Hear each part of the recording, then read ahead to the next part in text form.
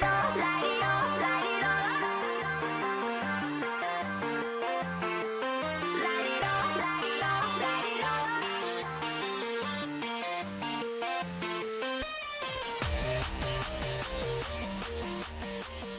guys, welcome back to another episode of Level Grinding. It is Drew once again here with my good friend Robin. What's going on, my friend? Not a lot. How about you? Oh, working like a dog. I hate so much having a day job so bad, but you got to do what you got to do to pay the bills. So I worked yesterday and then took today off. We're recording Thursday, March 10th at 1 a.m. So we'll call it March 9th, Thursday, March 9th. And then it was Mario Day. Yeah, and so in the next 3 days, I have 33 hours of work to do. So, and that's not even the commercial I'm doing for my cousin or any of the other stuff. So it's a week. It's a week. But that being said, we are here to make sure that we give all 14 of our listeners a solid show. No more making them wait for 3 weeks on end anymore. That was a bad time. So I guess we will get started. Do we have any news? The Capcom Day, we want to do that here? Yeah. Today was Capcom Spotlight, where they revealed more information about the Mega Man Battle Network Classic Legacy Collection, and it is going to contain 11 games, all of the games that are any part of the Battle Network, including like the Star or whatever, the ones that were on DS, I can't remember the name of. Mm-hmm. And it's going to include new modes that they're going to reveal more of. They revealed Resident Evil 4, which we'll get more into that later. Mm-hmm. They showed off very little games, but just enough to whet your appetite. They showed a bit more Street Fighter 6's like story mode, and it looks dope. Really excited for that. Oh yeah. Let's see. Yeah, that was about it. They dropped the Resident Evil 4 demo, which you've got your hands on. So. I do have my hands on. I have played as much. It's not a lot of demo, but it is enough to get me excited. So Resident Evil 4 is my favorite Resident Evil. So when they were like, we're going to remake it, I was like, fuck, yes. I was worried that it was another case of remaster claimed as a remake.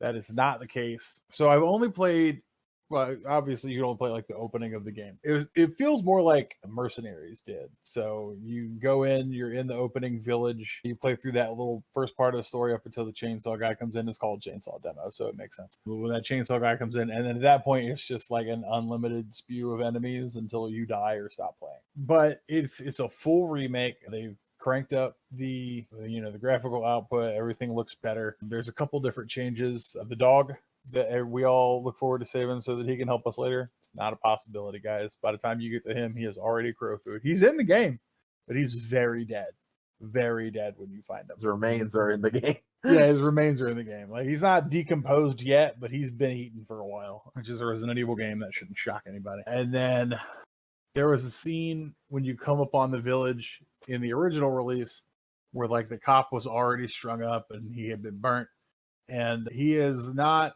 on fire when you find him.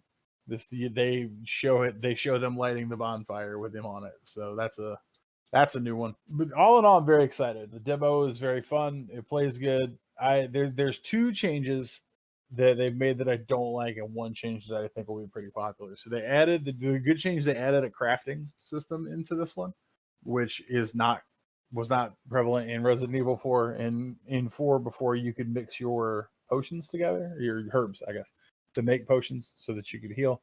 Now there's a crafting menu. You can make, from what I've seen at least, you can make bullets and the different varieties of herbs. I'm sure there'll be more stuff as you unlock more things within that game. And then the two changes I don't like, I'm seeing mixed answers on the ribbon thing. So there's this typewriter, it's disabled, and I'm seeing a lot of people saying that there'll be ribbons in Resident Evil 4's remake. I don't want there to be. I hope that's wrong. I'm going to assume that that's wrong, and you just can't save because it's a demo. And then the main change that I don't like is the knife. Your knife has like a damage meter, and it can break. And if your knife breaks, fucked, guys. Absolutely fucked. I am interested to see the scene of how I can fight off a chainsaw with a hunting knife. That'll be fun to see, but by the time Chainsaw Charlie had shown up, I had already lost the knife. So it was a moot point for me to try. But I unloaded like 9 shotgun shells into this dude's head, and he did not die. So I think it's going to be a more challenging version of Resident Evil 4, but I'm absolutely excited to try it out. It plays really great. It's fantastic. Right. And other things that they showed was we got to look at Capcom's new dinosaur game, Exoprimal, which is like the opposite of Dino Crisis.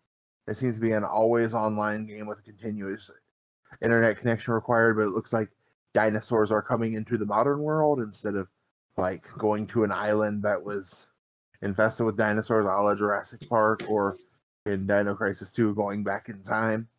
And that thumbnail we were looking at earlier, that was for Monster Hunter Rise Sunbreak, I found out. Okay. Sunbreak released on Switch and Steam last year, but it didn't come to Xbox or PlayStation platforms, but it's coming on April 28th.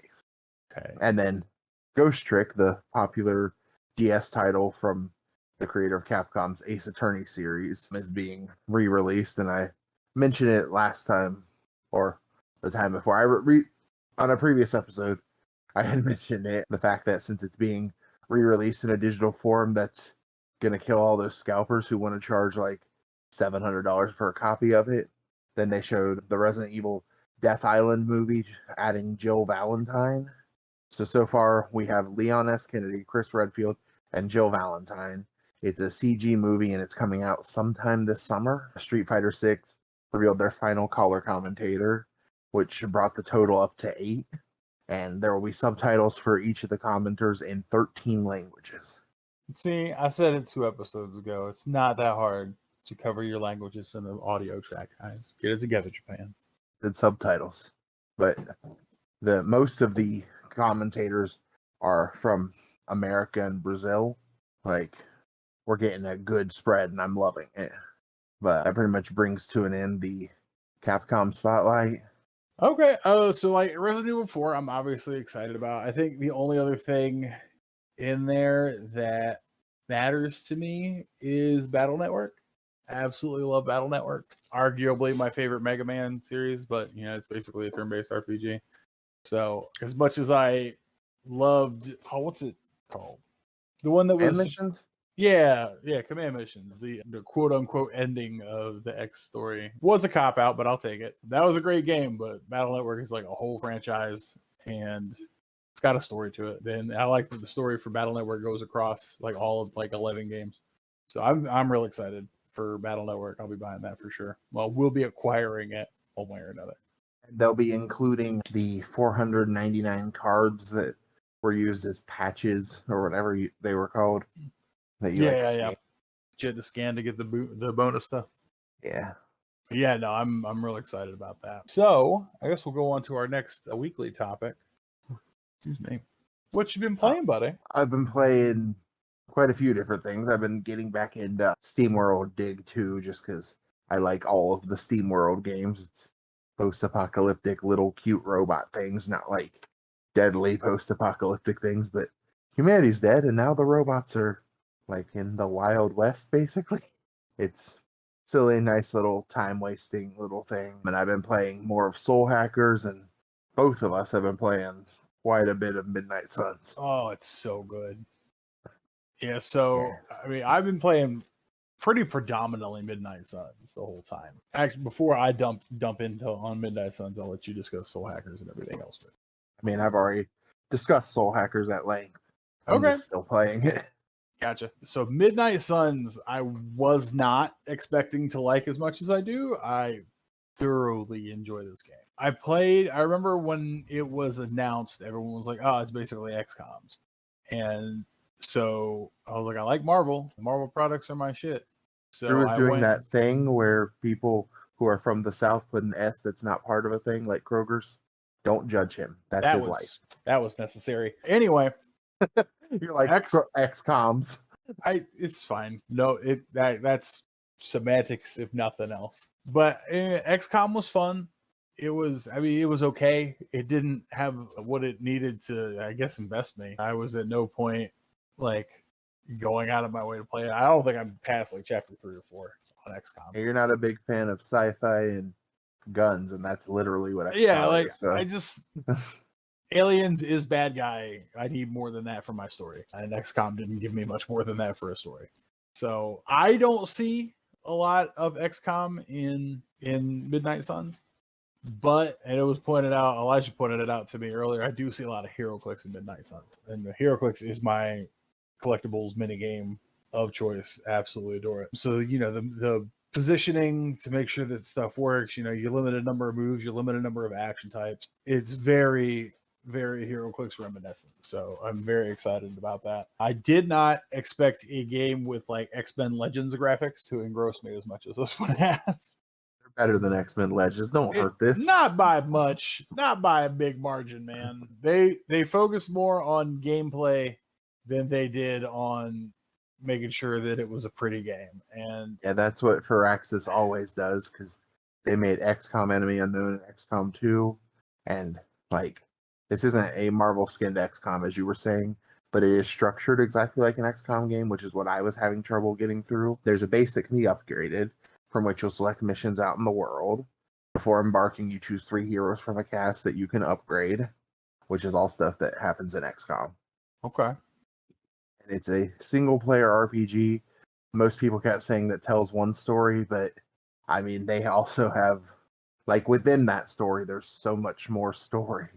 Like, you have the friendly rivalry between Tony Stark and Stephen Strange, that when something big happens, stops being quite a rivalry and is more like, I want to be here for my friend, but I'm kind of a shitty person at being a friend. Right. Yeah, I really enjoy it. It is a good game for sure. Way better than I expected it to be. I was not anticipating being this into it, just because I don't know, just the way it was always described by people who were pitching it, it just didn't sound like it would appeal to me. Because I'm a comic fan, I read Midnight Suns, and I was like, the fuck is Iron Man doing in a Midnight Suns game? Let's get that out of the way. The most important question. Well, the Avengers who are there all make appearances, and pretty much all the Midnight Suns say, what the hell are the Avengers doing in our territory? It makes sense in context. Like, once you get into the story, you're like, okay. But yeah, I remember when the marketing first came out for it, I was like, what the fuck is Wolverine doing on the cover of this fucking game? He's not a Midnight Sun. And it was, I don't even have Wolverine yet, and I've been playing this for days. Like, I'm right before the mission where you get him, but I'm a completionist. Like, oh, my DLC is available. Let's go get that right fucking now. So that is what I have been doing. I was running in DLC and general missions. I just recruited Eddie Brock. I finished Deadpool's story. Yeah, no, I'm really enjoying because you get, it's also like, it's got dating sim elements too, so like the friendship building side. And I love having all the heroes in their like normal, like day-to-day outfits. And then you get all of the visible costumes and stuff with color palette swaps. And I love customization. I think a big sell for me was the player character being an original character. I think that always kind of appeals to me. And it's not something that you always get in Marvel titles, especially stuff like Ultimate Alliance, things like that, where you wouldn't normally get something to that degree. And this one is like a fully unique, customizable main character who fits into like the plot of what's going on, and it's a really cool story. I enjoyed it a lot. Yeah, and the mechanics, like, it's from the people who made XCOM, but the mechanics don't work the same, because in XCOM you got a group of soldiers, they're outmanned and outgunned by an alien threat. In Midnight Suns, you're a fucking superhero, so of course you got to feel like the coolest person on the battlefield. Like, all of the moves are fucking amazing. Yeah, I mean, we'll do. I don't like Nico, which is why I love Nico. I don't like Nico mechanically. Nico is one of my favorite Marvel characters, hands down, normally. But like mechanically within the game, I'm not a fucking fan. I don't like how she operates. She's too random. And I get that they were like trying to find a way to make the Staff of the One do what it does. So for those who don't read comic books, the way the Staff of the One works is it can do anything. It does anything she tells it to do but one time. So if she wants to do a fireball, she's got to find a different way to say that to do it again. Orb.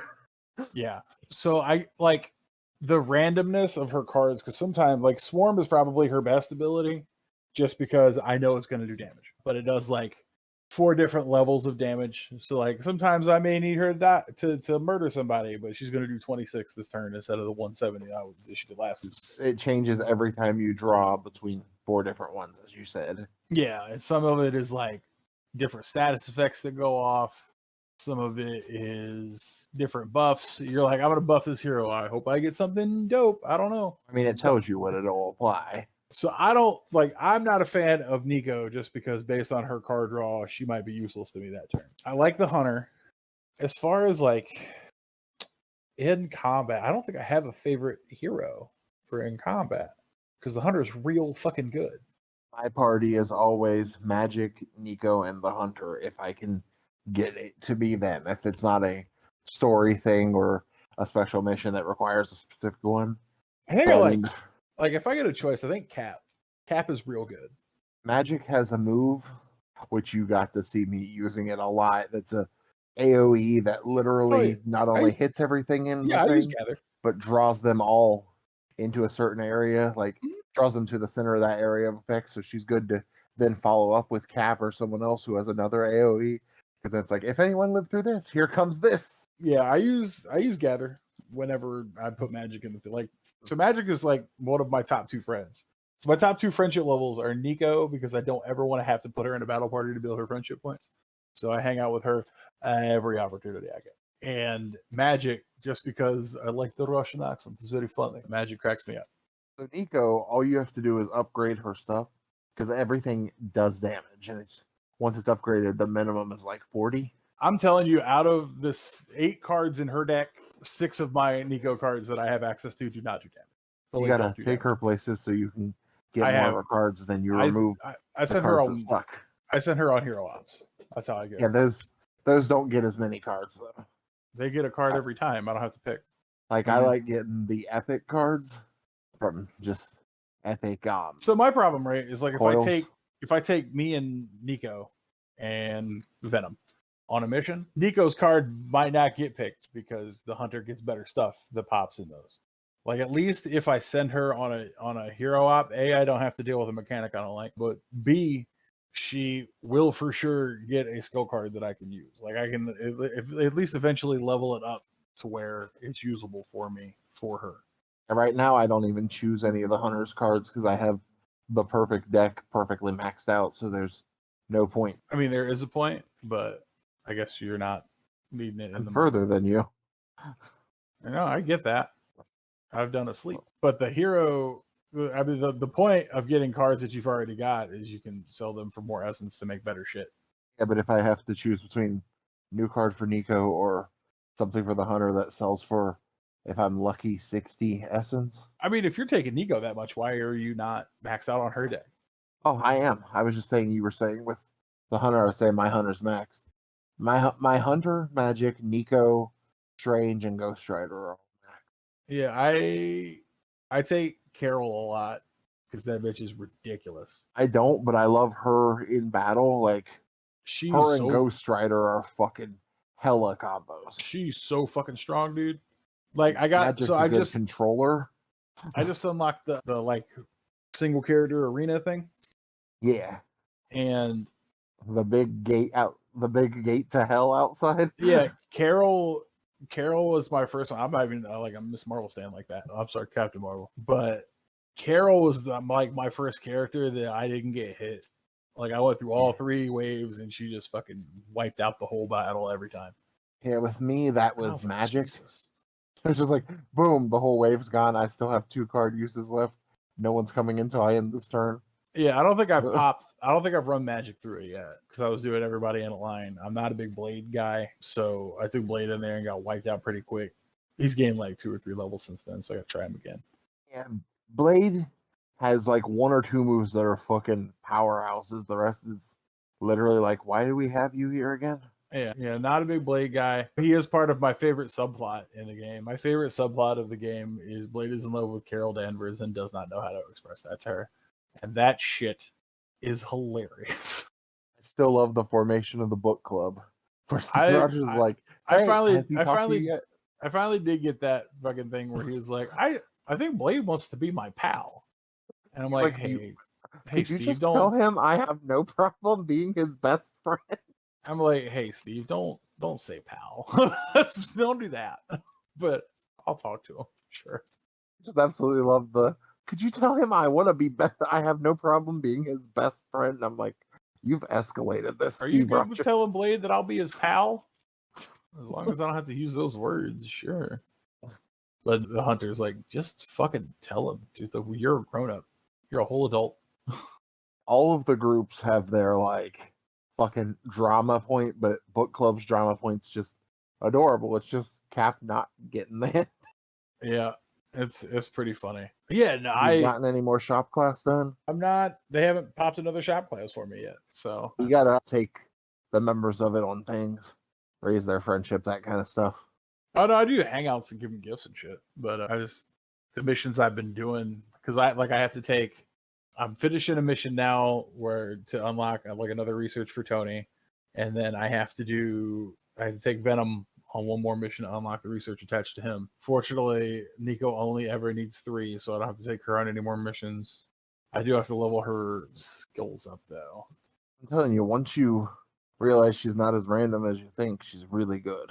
She just has that one move that's like, I'll hit whoever. Witchfire is like her second best move, if I'm honest. Yeah. Oh, well, Like, what do you think the first one is? Swarm. Okay, wait till you get Witch Storm. It's a way better version of Witchfire. And upgraded, it can recast 4 times. Can I target an enemy? No. That is what That's the whole point of for me to consider it. Okay. Well, there's Curse and Swarm both let you target a specific enemy to deal damage. And there's 2 debuffs that let you target a specific enemy. The thing I don't like is that you can only have 3 attacks per deck that are not the super moves, but just regular attacks. Like I tried to add a 4th, and it was like 3 maximum. I think you have 4 maximum is what it is. No, it says 3. Okay, well, I'm looking at Magic right now, and she has 4. What does she have? She has Quick Soul Slash twice and Soul Blast twice. I think Soul Blast, because it doesn't deal damage, doesn't count as attack. Soul Blast counts as an attack. It has the attack symbol. Oh. Because all mine only let me do 3 and says 3. Tony Stark, Iron Man, I have Blast twice and Quick Blast twice. They all do damage. Okay, then maybe it's 4, but still the point. There's fully a limit. But I tried to put like a 5th attack on the hunter, and they were like, "Fucking no." So like, here's these debuffs, and I'm like, "Fuck a debuff."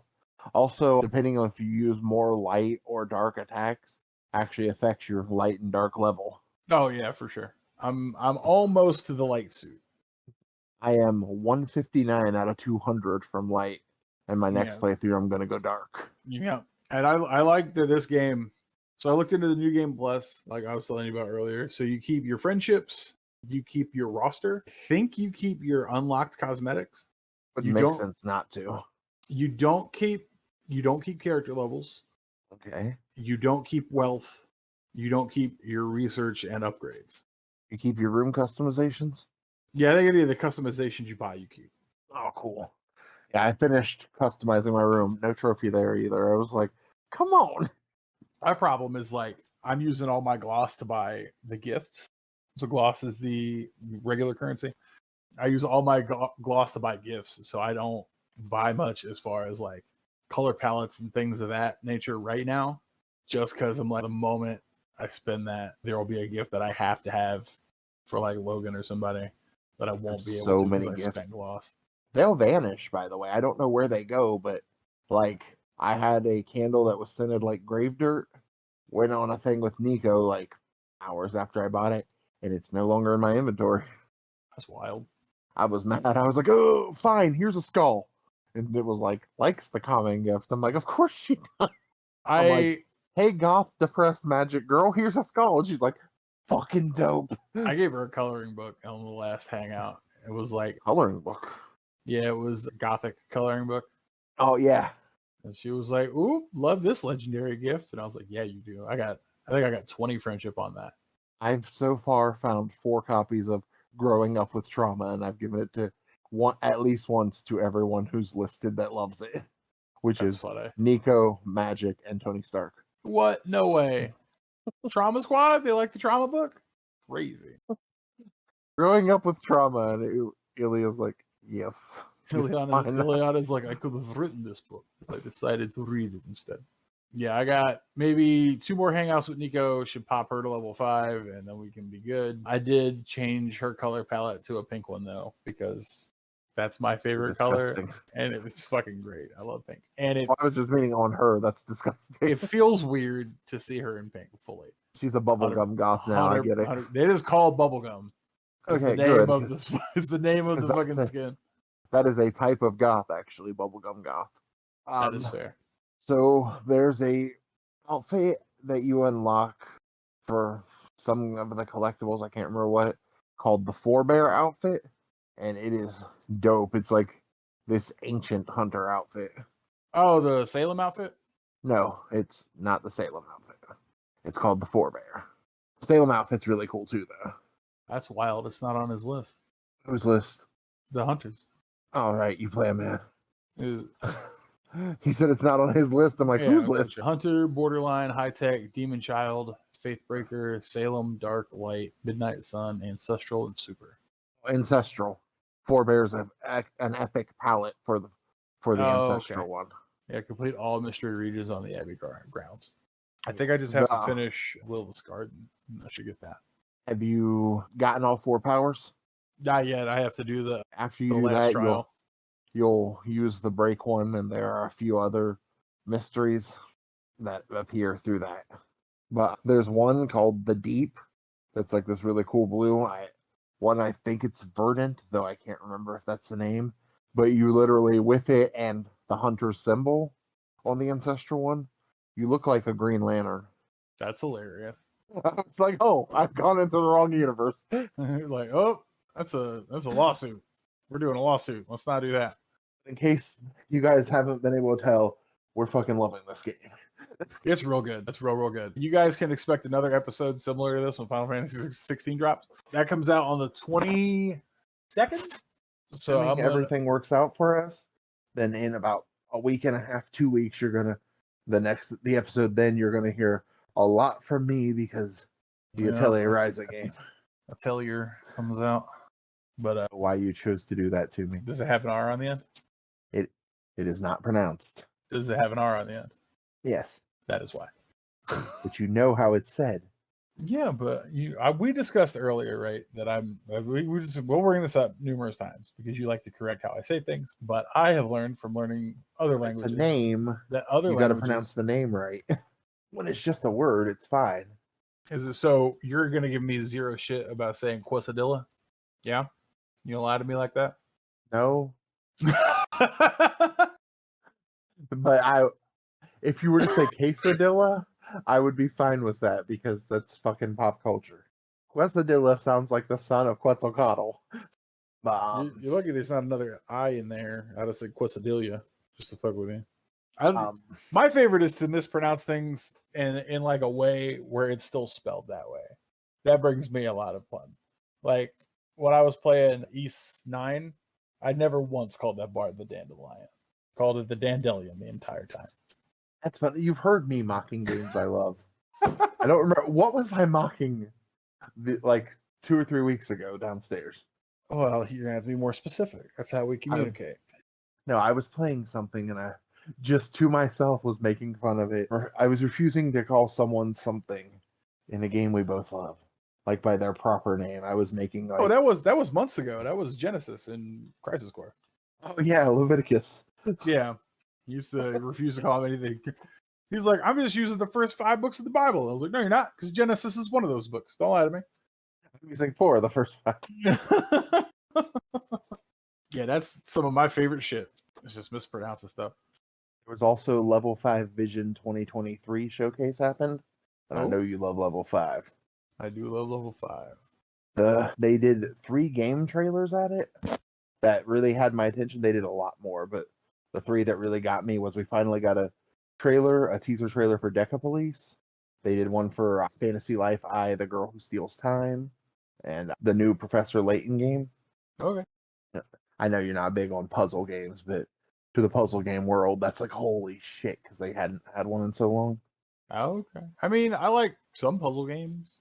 I've also been traumatized by RPGs that use puzzles. Like, some puzzle games are great. Some puzzle games are fucking the water puzzle in Onimusha.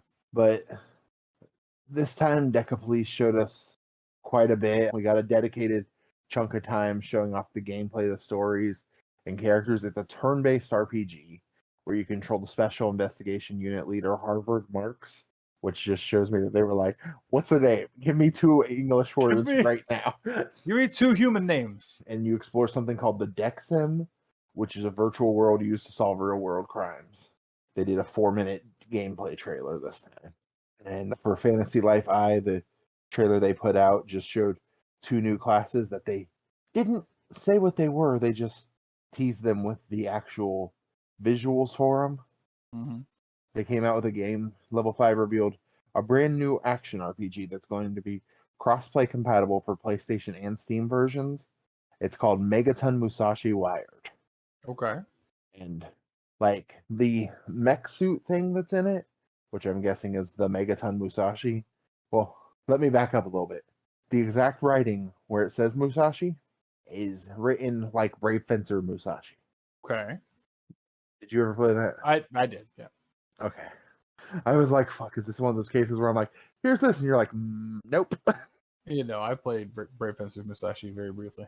But the mech that you have in this, it looks like a blue Baymax, like when he's in his armor and shit. Just none of the white, just fully there. All red, yeah. Well, all blue in this case, but yeah. Then there's Professor Layton and the New World of Steam. It'll be out worldwide. All they've said so far is before the end of 2024, and it's set 1 year after the events of Professor Layton in the Unwound Future. And we get a look at Luke in his new redesign.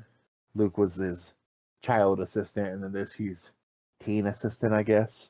It's been a year, and he was like 12, so he's teenager. Fair. Inazuma 11 has an RPG coming out, which is wild to me, and I'm going to play it, and you're going to laugh at me the whole time. I would never. Inazuma 11 Victory Road. This is a soccer RPG. Oh my fucking god. See? It's not even here, and he's judging me. I'm not judging you. I'm judging the world. But yeah, tell you now, Fantasy Life is going to be my death. That and the fucking farm in Ishin. I'm like, oh, time to go in here, and they're like, here's all these plot things. I'm like, shut the fuck up. I have to harvest. I will tell you guys right now that if you want to lose Robin for 1d20 days, give him any kind of game that's got some kind of farming mechanic in it. It's absolutely nuts. I need there to be combat too. Harvest Moon doesn't do it for me. I have all the Harvest Moon games because sometimes I'll play them when there's absolutely nothing else to play, but yeah, but like a game that's just a farming simulator is real rare. Most of the time, there's one. Most of the time, those double as some kind of adventure thing as well. Like Stardew Valley, I just wish Stardew Valley was better at like telling you what you're supposed to do. You just do what you want. There's no supposed to do. Oh yeah, yeah. Mm-hmm. Is that why you yelled at me? I didn't yell at you. You did so. When I was playing Stardew Valley, and you were like, "What are you doing?" I was like, "I've just been like XYZ for the last couple of days." And you were like, "What?" I think I was worried because you were like letting Jojo Mart, which is a valid ending. It's a sad ending because they're like Walmart. But now I need to talk about the Golden Girls Take Manhattan DX. Okay. It is a Persona 5 parody game starring the Golden Girls. What? And yeah, and it is coming out for free later this year. What? What do you mean by any of those words? Okay. All right. If you said anything just now, your mic has fully cut you off. No, I was laughing. Okay. Fucking, those are certainly words that could make a sentence. What fever dream shit did you just say to me? I said Golden Girls Take Manhattan DX is a Persona 5 parody game starring the Golden Girls. Does anyone for 2 minutes want Blanche to exist in that universe? Yes. You want Blanche to go to New York? Yeah? Yeah? Why? I thought you loved the Golden Girls. That she is just going to dramatize everybody else's lives. They didn't ask for that. Are you thinking of Sophia? Maybe whoever's trying to fuck everybody. Oh, no, that's Blanche. Okay, yeah. Yeah, no. But one dude, I cannot remember his first name, but his last name is Pagano. Joey Pagano. On the game's website, he said, it started as an exceptionally elaborate joke that has gone on for far too long, and now it's a game. What started as a joke quickly spiraled into a playground of ideas meant to explore just how much they can push their skills and retain their sanity with their own brand of humor. Simply put, this is a Persona gameplay replaced with the context of the Golden Girls. It doesn't play like Persona 5, even though he keeps saying Persona 5. Like, all the UI and character portraits are more reminiscent of Persona 3 or 4, as is the game's overworld. There's also a dodge roll mechanic for some reason, although the Why wouldn't there gameplay be, footage, really? the gameplay footage they showed is a turn-based RPG, so I don't know how the fuck a dodge roll will be useful. I mean, I imagine the same way it was used in Persona 5. Wasn't? Environmentally, sure was. All like hitting X. That wasn't a dodge roll. That was a shadow hop. But they'll be fighting with and against clowns. Okay. Blanche, Rose, Dorothy, and Sophia are all represented with original art, and they'll all have their own personas. All right, guys. Guys, all right. Something I saw earlier and told Andrew, I'm like, I have to put this into our fucking podcast tonight. You could have warned me this madness was coming. Nope. What the hell?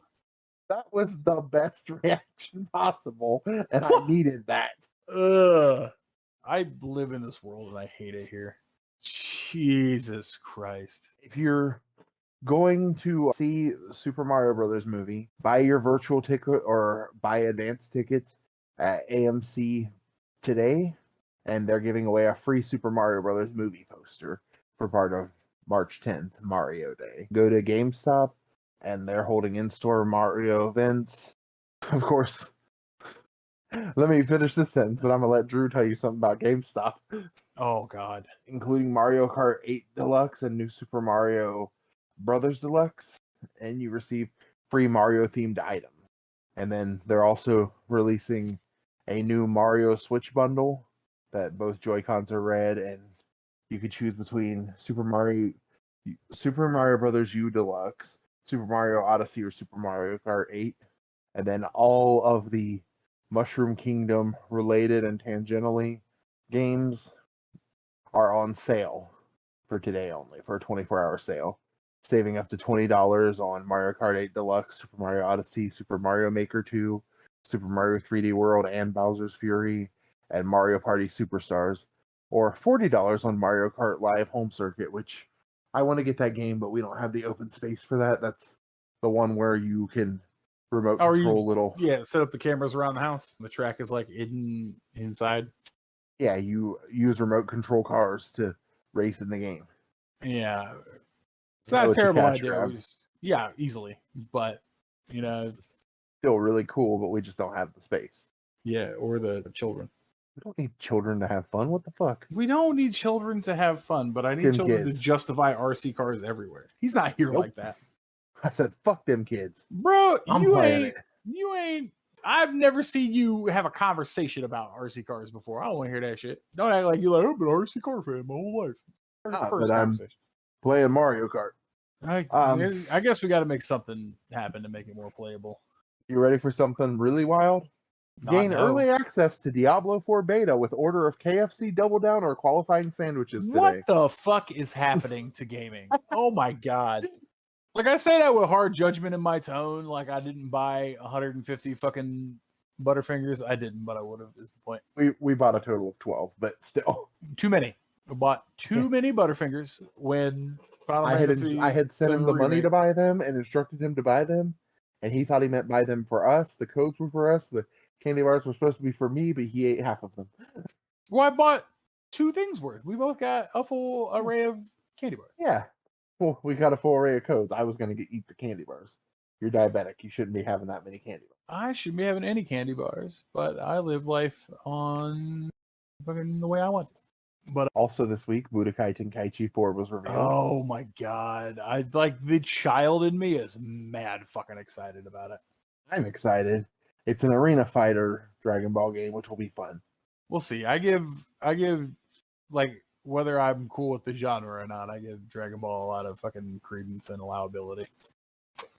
Now, speaking of news this week involving GameStop. Oh boy. So I don't know how GameStop stays in business. And this week, it's a front at this point. It's a mob front. This week has once again made me be like, hey, but how? So for all 7 of you in the world that are still buying the physical editions of things, I hope things get better for you. But Resident Evil 4 released a physical collector's edition that is only available through GameStop. And on Tuesday, they sent a memo to GameStop employees to let them know that if you ordered your Resident Evil 4 collector's edition in a GameStop store, all of those pre-orders have been canceled and will not be fulfilled. They have given no explanation, neither to employees or to customers or to gaming media. Just if you ordered it in the store, you're not going to get it. So people who work at GameStop, who already are like within reason the most disliked purveyor of gaming merchandise at this stage, These poor people. They personally have done very little to deserve the fucking shit they have to deal with. Not just from us, but corporate. Yeah, but alas, here we are. So yeah, so if you're like one of the 7 people in the world, and it's not 7 because they sold out of the pre-orders for Evil 4 Collector's Edition. But if you put down money for Resident Evil 4 Collector's Edition at your local GameStop, they are not going to give you your game. Go back to your store and get your refund. I know that you've probably been burnt by pre-order insanity from GameStop in the past, and don't worry, that's not going to change anytime soon, apparently. So at least in this world, something is consistent, even if that consistent thing is GameStop's inability to function as a customer-serving company. I don't know how you guys are still investing in physical media. I really don't. Me personally, I am a big proponent of all things digital. If you like, if I have a physical game collection and somebody breaks into my house and steals my physical game collection, I'm just out of my physical games. There's nothing that I can do to just get back all of that shit that is gone. Whereas as a digital collector, if somebody steals my PS5, I'm going to be big mad, sure, but at the end of the day, I still have my PlayStation 5 game catalog. I can get a new PS5 and I have all my shit back immediately. As long as the marketplace exists. Yeah, and I don't think that's going anywhere. Although PS3 one just did. Well, PS3 is how old though? Yeah, Also, fun little note, and this is another example of Sony doing business better. For those who bought, like myself, Legend of Dragoon on the PlayStation 3 store, you did not have to pay the $9.99 to purchase it on the PS5 store. It was provided to you for free by Sony. No? Yes. I bought it and I have to pay $9.99. Same account and everything. I would contact Sony about that because they made the announcement and I've seen several people post screenshots of it coming up as $0. So I would contact Sony about making sure those are linked. It doesn't necessarily matter because we have PS Plus. But yeah, that's like a widespread thing that a lot of people are posting. You can go see it wherever. And I just think that that's pretty dope because they for sure didn't have to do that.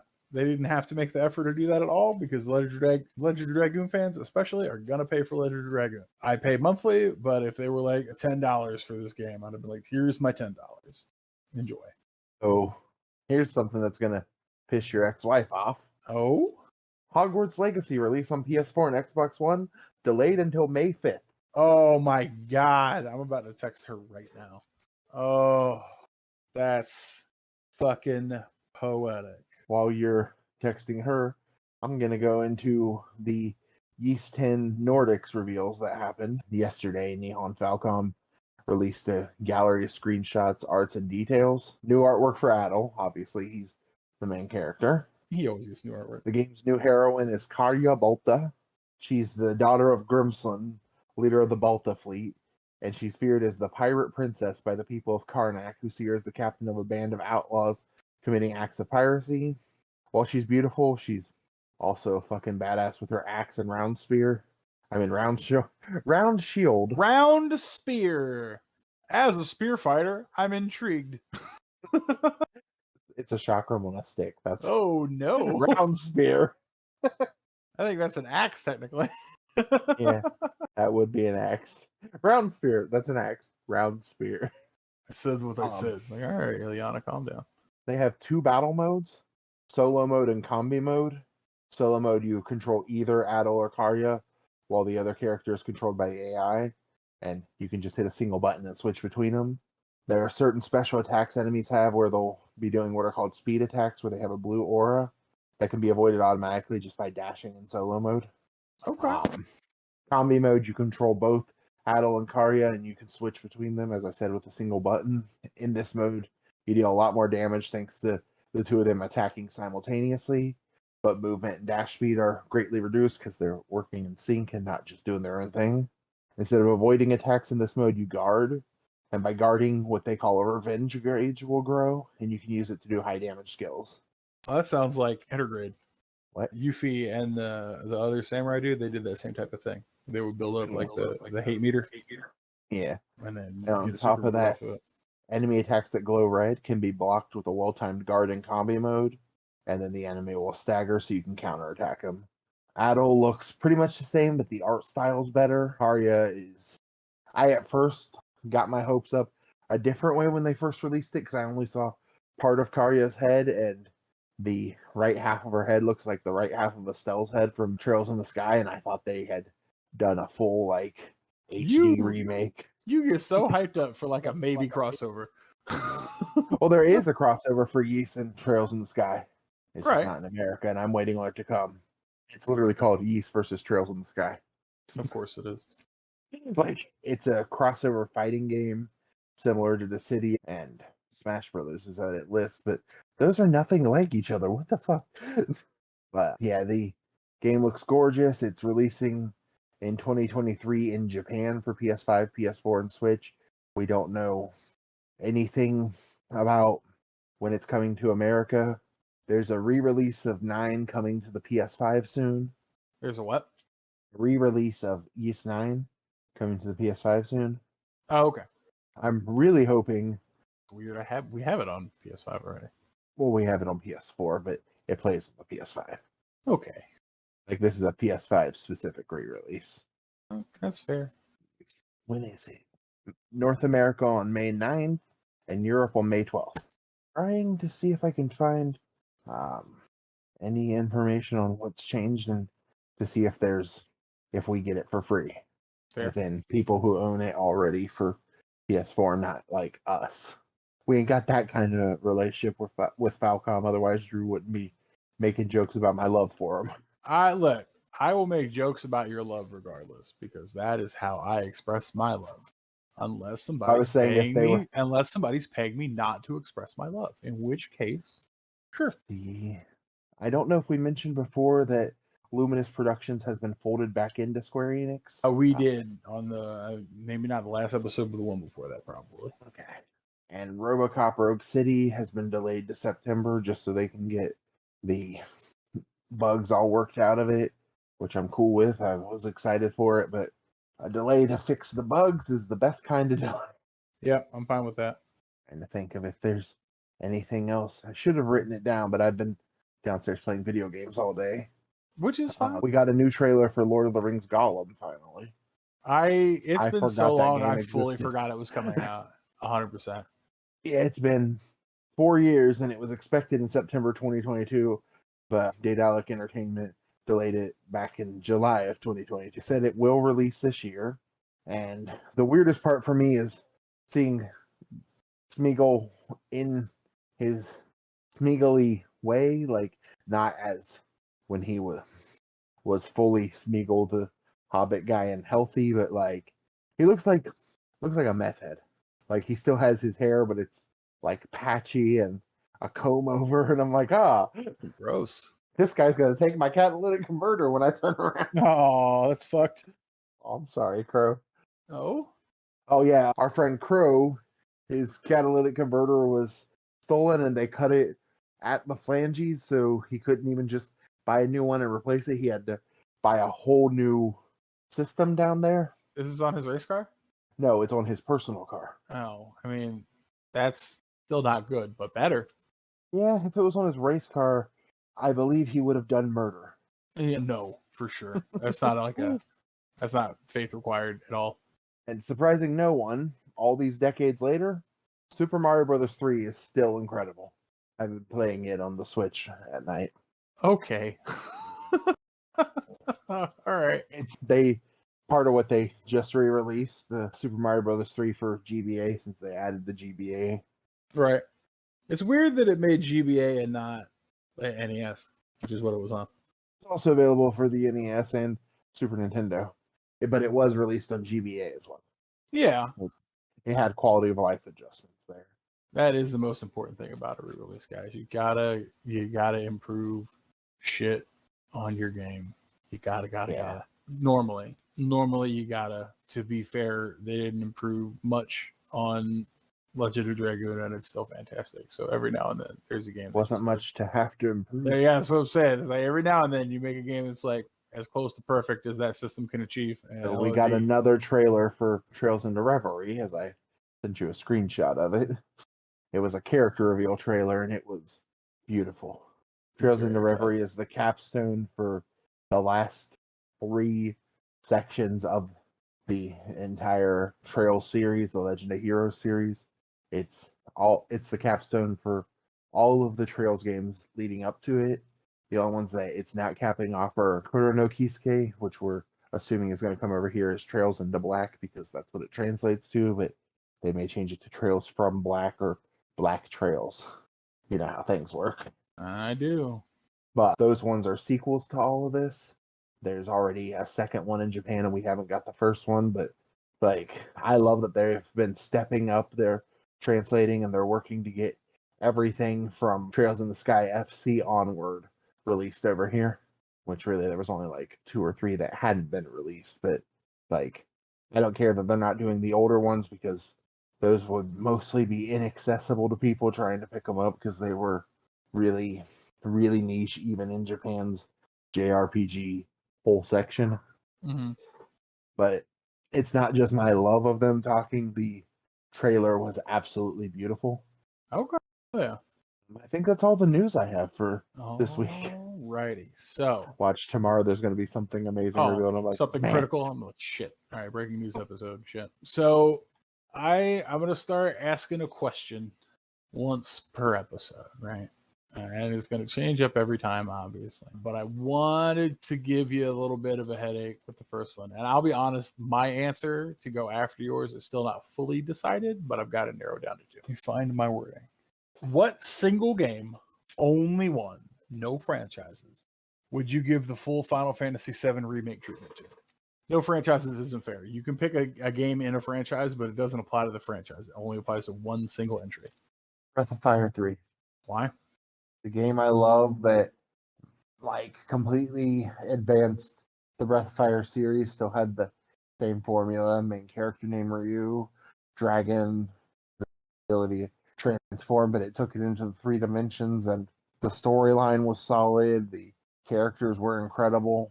Really, it remains one of my favorite RPGs of all time. It's what I'm currently holding out hope for is going to come out for the Classics catalog soon, because they pretty much hit all of my other requests now. They haven't hit mine, but mine was very specific. My catalog request was Suikoden.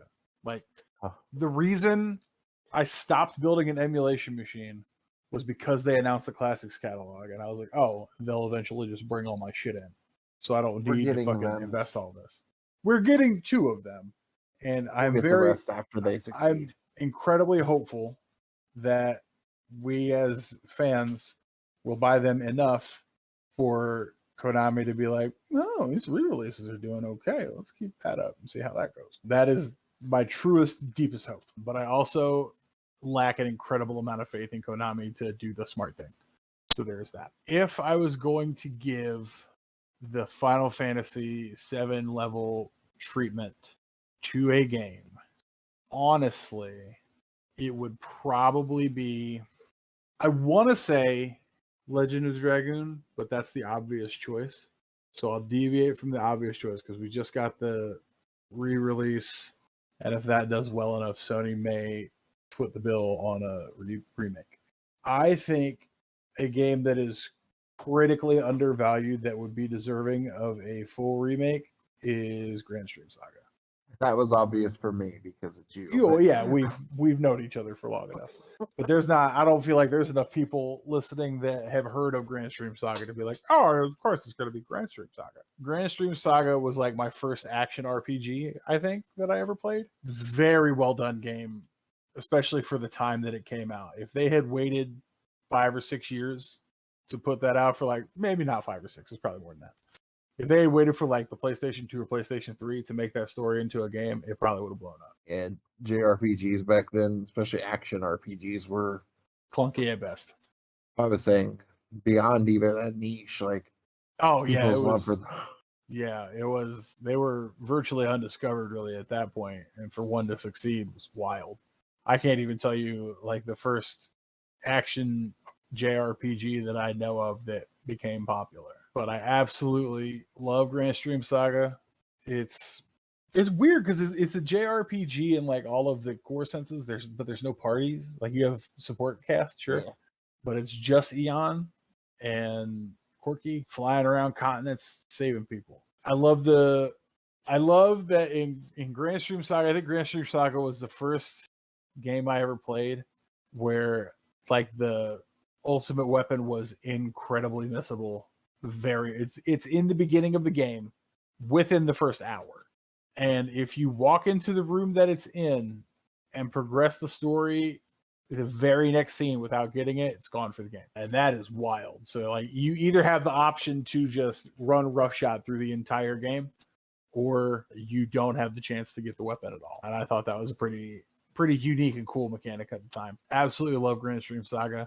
I think if it got a remake with the same effort that Final Fantasy had put into the 7 remake, I think it would be the beginning of a series. I think it would spawn into a franchise because I think it's that good of a game.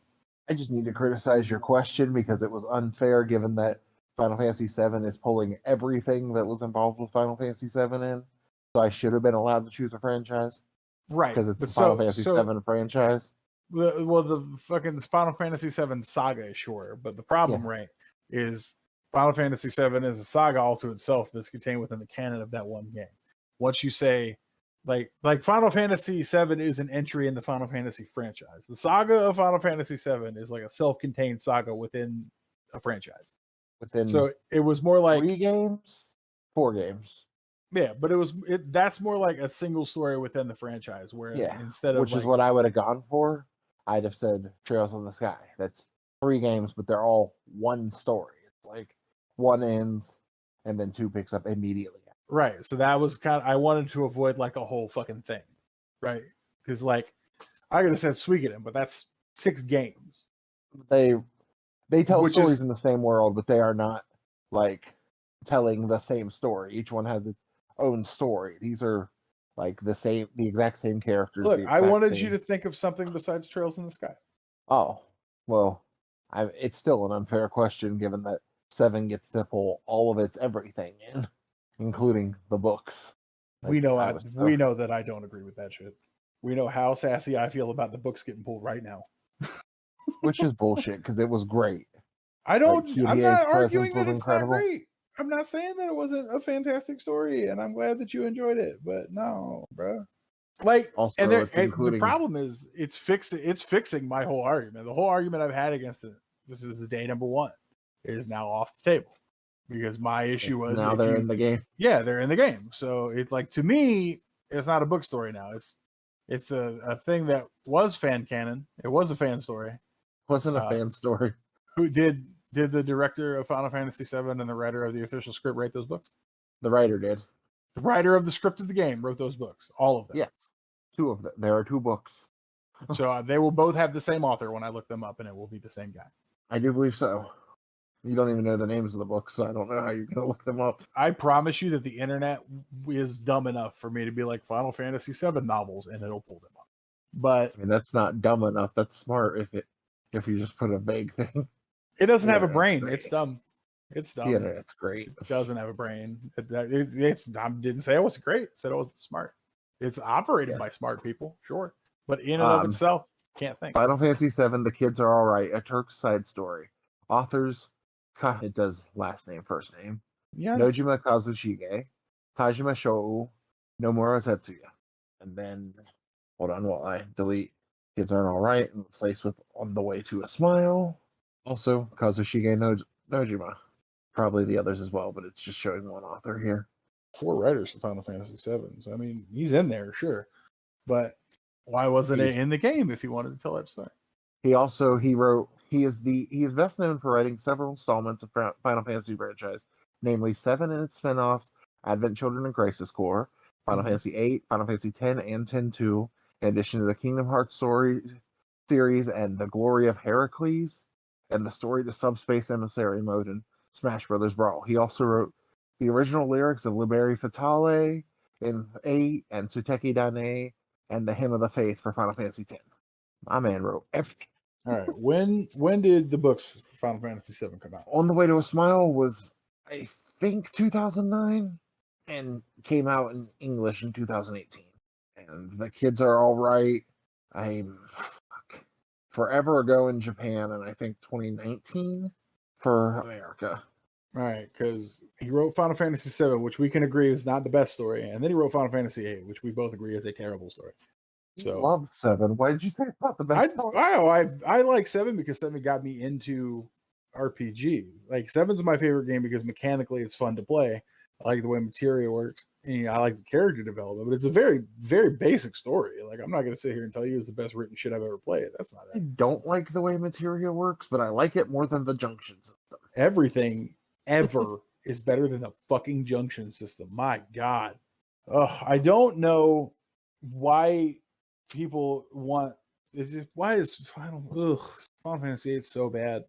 Not like I don't like subscribe to watching just angry people who are angry to be angry, even though I am often accused of being one of them. But Final Fantasy VIII is rough. It is rough. There was a reviewer that I watched, I want to say Spoony Bard, who did like a 34 video breakdown of like why Final Fantasy VIII is bad.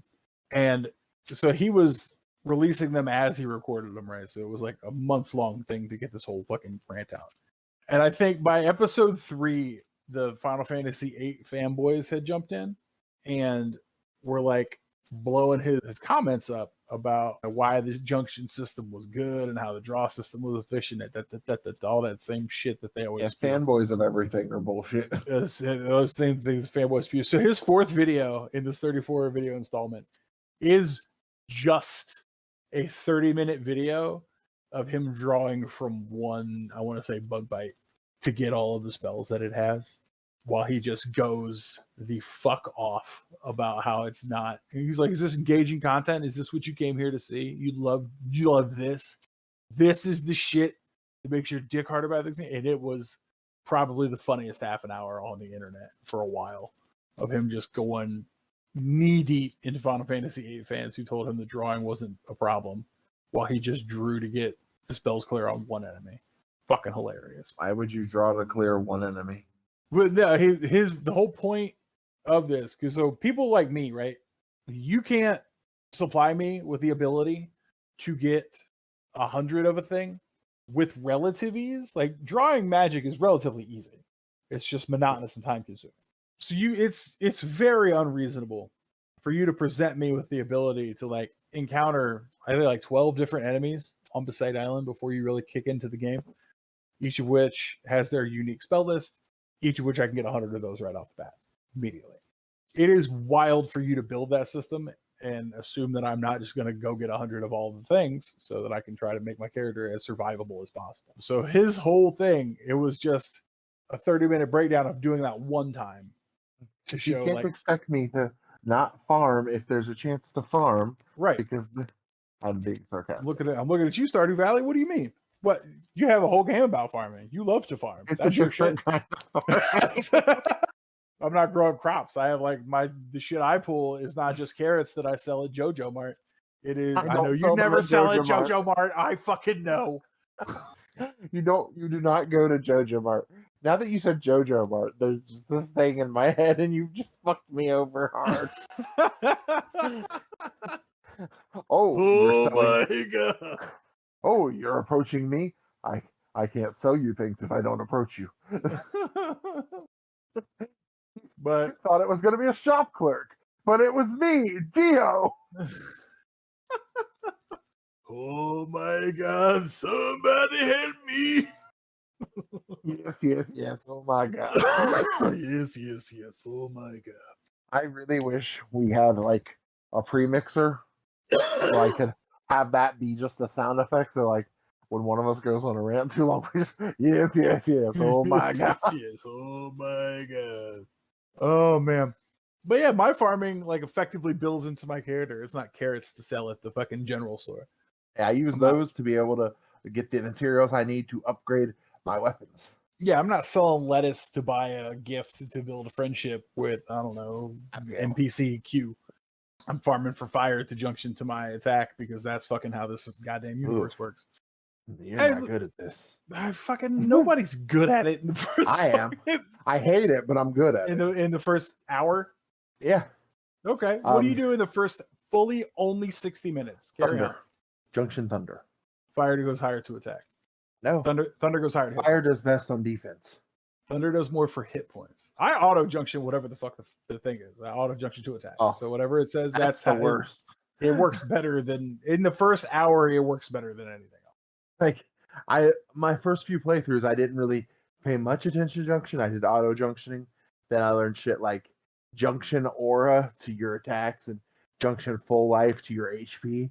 Then your attack is 255 and your HP is 9,999. Then you can just avoid battles or only go to the battles that you need to get parts for to farm your. Like the crafting in 8 was bullshit. Yeah, it was like everything in 8 was bullshit. The story was bad. The fucking magic system was bad. Pretty good. The story was fucking bullshit. How many times do I need to rescue this bitch? I don't want to hear it. How many times do I need to rescue this bitch? How many times? One? No. Yeah, she hires you to go on missions with her. The whole beginning plot is rescue Renoa. We have to go save Renoa from the TV station. And then she takes off, and then we got to go find her. Oh, we found her. Oh, now she got captured by Idea. We got to go rescue her. She rescues you once. That's fair. I'll give you that one. But then she gets blasted into space later. Got to go save her from that too. How many, like, if I cut off. No, that one isn't gotta save her. That's Squall the codependent. Like her going into space was her decision. It was the best decision to save everyone, but no, let's go stop this. But she's still a damsel. She was still in distress. I left the whole last planet. So you don't rescue her from the TV station. You take her to the TV station, but then she makes terrible life decisions there that I guess will save her from. Saving Renoa is the crux of the story the whole time. And then they're like, it's not boring enough. Let's do time travel. That always makes sense. I need you to know 7 is just save Aerith. Save Aerith. Aerith can be saved now. It's over. And then from there, it's fight Sephiroth. When was the first time I had to save Aerith? The church. Okay. I didn't have to save Aerith there. My Aerith fights. You have the choice whether to have her fight there or not. But the plotline thing is you're rescuing her. Look, I escorted her you to be her. I escorted her home, sure. And then we tried to leave her behind, and she brought herself on the adventure. I didn't go rescue her from her house to bring her with me. She showed up. I had to rescue Tifa from Don Carreno's house. You had to rescue both of them from there. No, Aerith went with me. Like, I didn't have to go to Carreno's mansion to rescue her. That's not what happened. Borneo? Whoever. Mark Hamill. I did not like that. That was... I did not rescue Aerith from Mark Hamill's house. I rescued Tifa from Mark Hamill's house. You have to rescue her from the Turks, and then the Turks hold it out. That's the church. You go into the first time you legitimately have to go out of your way to rescue Aerith is the Shinra building. You have to go to the Shinra building to rescue Aerith. Yes, I will give you that. The second time the plot revolves around, we got to go get Aerith, is the Temple of the Ancients, which she does not live through. Yeah, that just means you failed at getting Aerith. Which is fine. Like, I hate when they it's not ideal it's not ideal that you failed, but also I don't have to do that shit again. Like, it's not going to be another recurring plot. We got to go save Aerith. She's dead. You have to save Renoa twice. So it's the same amount of saves. Because again, the TV station, you don't really save her. You all have to get out of there. She's just with you to get out of there. That's not saving her unless that counts What? as saving you too. No, the first save is you go on the mission because Renoa picked a war she can't win, and you have to save her. That's not a damsel in distress. That's a general who hires mercenaries, which is your job and your whole thing is your mercenaries. You can try to like manipulate and finagle I'm not this to get it manipulating. out I of mean, it. your seed, your children, your child mercenaries. Which, first off, wow. Did a damsel pick a fight she could not win and then rely on others to rescue her? That's a yes or no. I don't need to extrapolate. I don't need to expound. Yes or no. Is that what happened? No, No, she doesn't need saving. Why'd she hire me? to fight alongside her. Right. Her war that she picked that she can't win. Ah, so Tio McDowell picked a war he can't win. No, he was assigned to that war. Okay, that's fair. That was a fucking. He kind of was assigned to that one. Like, yeah, that was a fucking death. Like that was a deathbed wish. Like, like that's different. A deathbed wish is different than fucking. I'm gonna pay X amount of gold for 3 of your people. I'm gonna build an army. Win. No, it's I'm gonna build an army so I can pick this fight. She hadn't picked the fight yet. She didn't pick me. What do you mean? Is an army 6 people? Yes, in that case, I mean, y'all are fucking super soldiers. But let's be very real. I was her army. Let's go down the like. How smart is Renoa Hartley? She picked a war with Galbadia, right? Are we still on the same page? Yeah. Her full party, cool, consisted of her, Watts, and what's his name? Like those were her soldiers. That's it. That was who she picked a fucking war with an army with. That bitch is a damsel in distress. There were far more members, but the only ones who are seen, there are 6 members, but they state that there are way more. There are even 2 other resistance groups, the Forest Fox and the Forest Duck. No, I strictly mean the Forest Owls, her group. They were all part of the same group. They were just divisions. Like, I don't know anything I could compare it to other than like they're affiliated with the Forest Fox and the Forest Duck. They are not members of the same group. Let me pull cooperate with 2 other resistance groups. The Forest Fox, led by an elderly woman. The Forest Duck, however, is only one dude. Like, it's literally stated he's the only member.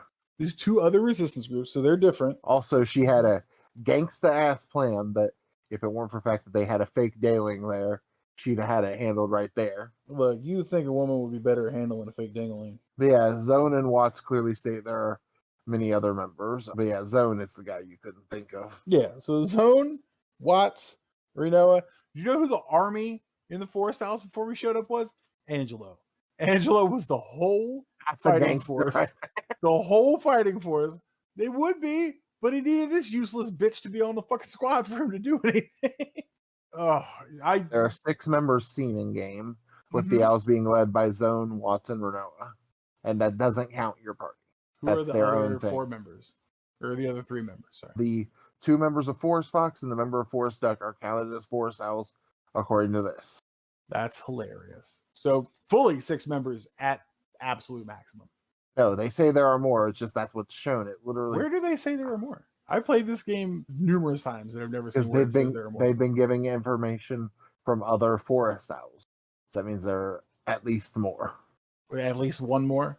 No, they say owls, not owl. So at least 2 more. We'll pump them up to a big old 8.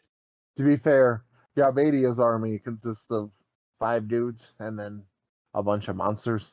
I mean, no, because there's individual NPCs that are human that fight you. That's true.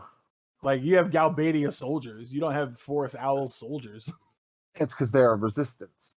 Like, I don't know if you know how resistances work. I know exactly how resistances work, but if you're gonna fight a war, you need somebody that can I don't know, fight.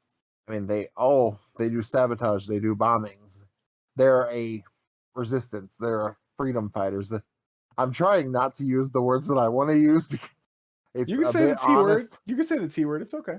They're a terrorist cell, but they're a terrorist cell in the way that Germany viewed the French resistance as a terrorist cell because they were like, "This is our area." And they're like, "Get the fuck out of my home." See, I would use that word more than I would use freedom fighters because freedom fighters includes the idea that maybe some of them can fight, and I have not seen that in my many playthroughs of Final Fantasy. I mean, Renoa can fight.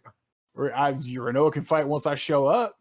She could always fight. She just wasn't fighting Well, she probably was fighting. We just don't see it. But she hires us. Look, all I'm She literally saying, goes, "Hey, we're starting this war, my and I'm bitch pops hiring in. you."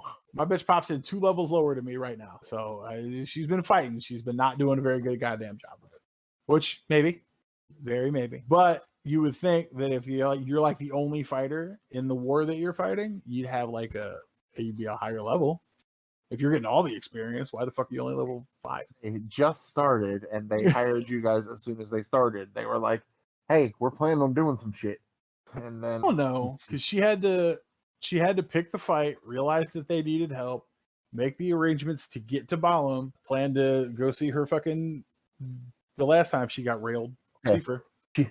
Okay, first off, I love that, but she didn't pick the fight, then realize she was like, "Hey, we're gonna fight. Fuck, we don't have enough people. Let me hire some mercenaries." She But didn't originally pick the fight. She'd have been wiped. She'd have been done. She'd have been fucking wiped. Yeah, I think think she was already entrenched. They already had a base. They already had shit established. They already had connections established. You don't do that on day one. Yeah, you do. No, you don't. You pick the base. You're like, okay, this house. Where did she get the money to buy the mercenaries? Don't say her dad. Don't say her dad. That's where she got it. She got the money. So her where did dad Elon Musk get his money? Don't say his dad's Emerald Mine. Don't say his dad's Emerald Mine. I didn't say his dad's Emerald Mine. Hang tight. You're telling me that the general of fucking Gabadia's forces funded the resistance that he was fighting? That's what you're telling me? They weren't daughter was like, "Hey, I need money." What do you mean? They weren't talking. That was like the whole thing when you went back to the fucking city, is that she hadn't talked to him in years. Was it years? It was fucking more than last week. I don't think it's ever established how long it was, but yes, it is, because she says she doesn't talk to him, and she hasn't been home in months because he makes a comment about it. So he locks her in. Okay, more than last week, more than just started. Way less than years.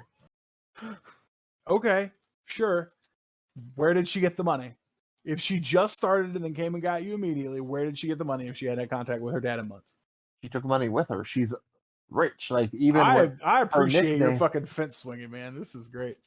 I'm not fence swinging. You're absolutely fence swinging. How? Where is it established that she took money from her dad before she left?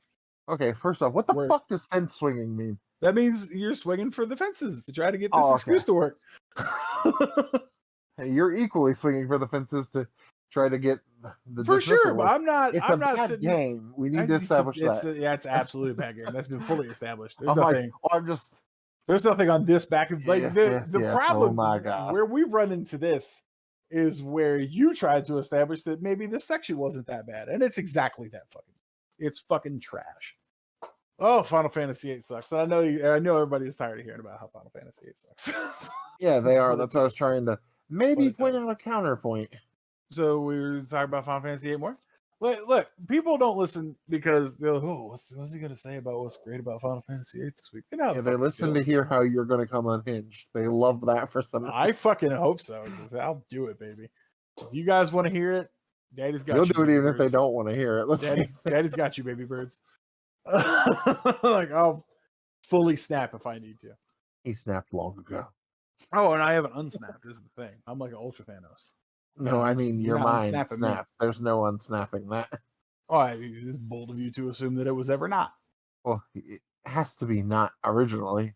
That's how that works. At some point in time, you had to have lost it. Hurtful rumor. Oh yeah, a wild trip. It always is. It always is. Final Fantasy VIII sucks. If you disagree, that's fine. That's one of the best things about. Final Fantasy X also sucks. I mean, you are talking from a place of trauma, not a place of analysis. No, we've discussed that. You have told me yourself specifically. I have big trauma with it. Yes, you told me yourself specifically that you enjoyed the game before that trauma was introduced to you. Yeah, I was a young child. Well, not a young child. I was a teenager on heavy drugs. Okay. Having played it recently, I'm just like, yeah.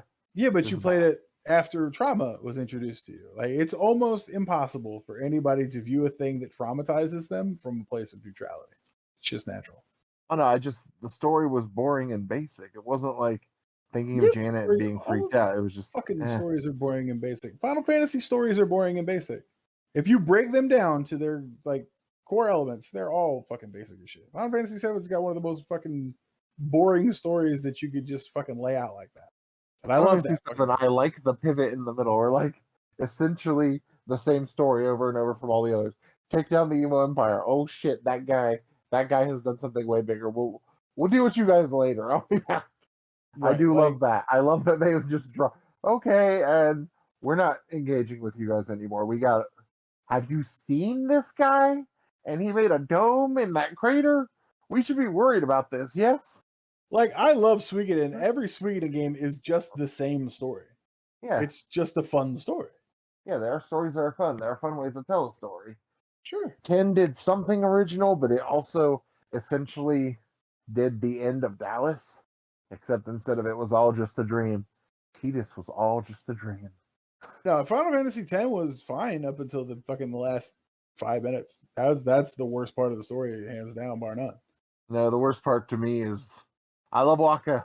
I love Waka, but he's the worst part of the story. That's just because your social justice ideals. That's the only reason that's the worst part of the story. Because I'm not a fan of Blitzball, and that's his whole personality. All that and protect Yuna. I fucking love Blitzball. Blitzball is so much fun. Blitzball is the best mini. Okay. Here's the caveat, right? Final Fantasy VIII is a fucking dumpster fire, garbage, trash game, and I hate everything about it except for Triple Triad. Triple Triad is fantastic. Blitzball is the best mini game since Triple Triad. I'll die on that hill. Tetramaster is a fucking dumpster fire. You're a dumpster fire. Nothing about Tetramaster makes sense. It has been explained to me by 30 different fucking people who all swear to God that their way of it makes sense. It has been explained all different ways, all 30 of those times. It's fucking trash. It is the worst of the card games ever introduced. It's the only thing about Final Fantasy IX I don't like. Fucking hate it. I personally feel it's way better than Triple Triad. What the fuck? Yeah.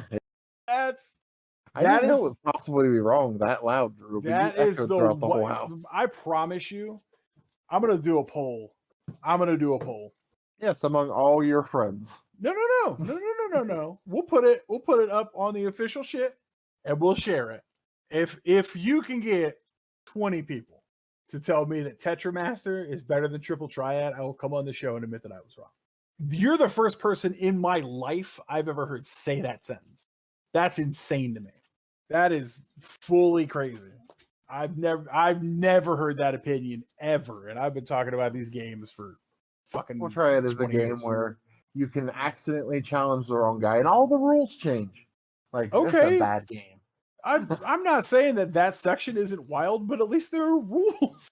With Tetramaster, I've been playing Final Fantasy IX since it came out. I have had people explain this game to me. I have yet to lay down a card and know confidently what the fuck is about to happen. Ever. The only thing I know that if I put an arrow against nothing, I'll get the card. But if I put an arrow against an arrow, no matter what, that is more random than any dice roll I've ever rolled in my life. I have no idea what the fuck is going to happen. None of the numbers make sense. None of the stats are explained. I'm using air quotes on stats. I can have a higher number in both of those spots and still lose my fucking card. None of that shit makes sense. Either both of those spots. What? I'm not sure what you meant by in both of those spots. So there's two numbers. There's fucking 1, 8. There's four values. Yes. But there's number, letter. None of this is ever fucking explained. Number. Okay, I've gone through every fucking tutorial on Tetramaster. None of how this shit lays out. Simple and easy to understand. Go for it. First value is the power of the card. Sure. The second value is the battle class of the card. Okay. The third value is this is me going out of memory. That the third is either physical defense or magical defense. Okay. And the fourth is whichever the third isn't. Okay. Each of the stats for power, they have a hexadecimal scale. So 0 is weakest and F is the strongest. Okay. And, whenever a card's value is assessed, it looks between the minimum and maximum numbers that correspond for the value. So, are they still cut hedgehog pies in 9, or is that just a 7? Okay.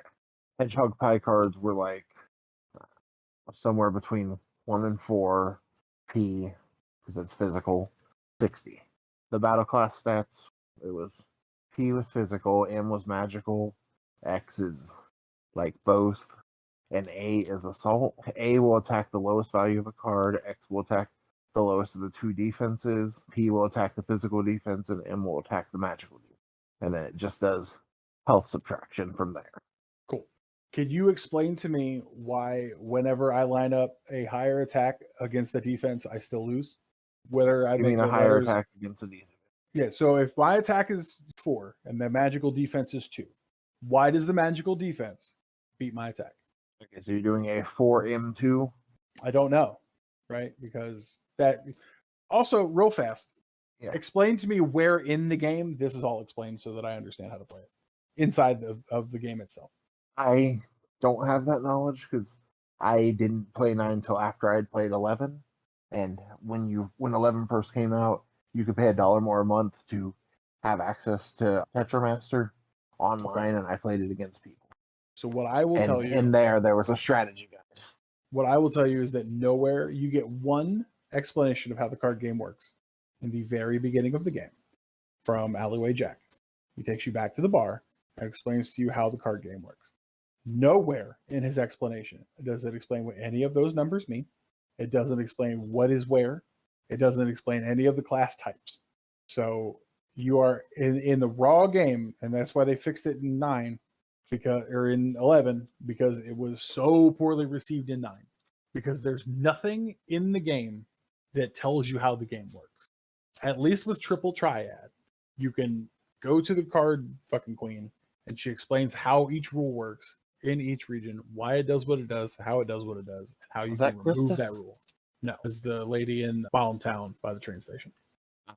I appreciated the quest for going against all of them in 8. That was cool, but I guess it's personally just that I've played and mastered it, and again, it's a mathematics and coding thing.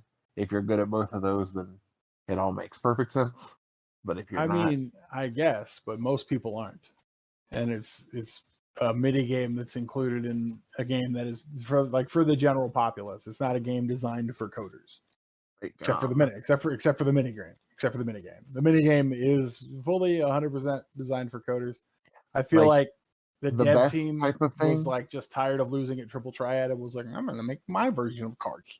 That's not a you thing. I really hate when you do that. Why? Because most nerds don't even sound like that anymore. That was like an 80s wearing braces thing. Okay. Most nerds don't need to feel attacked when I say it. It's not about them. But the most powerful thing, which people always fail to see because they see an F and think it's the worst, F is the top of the line.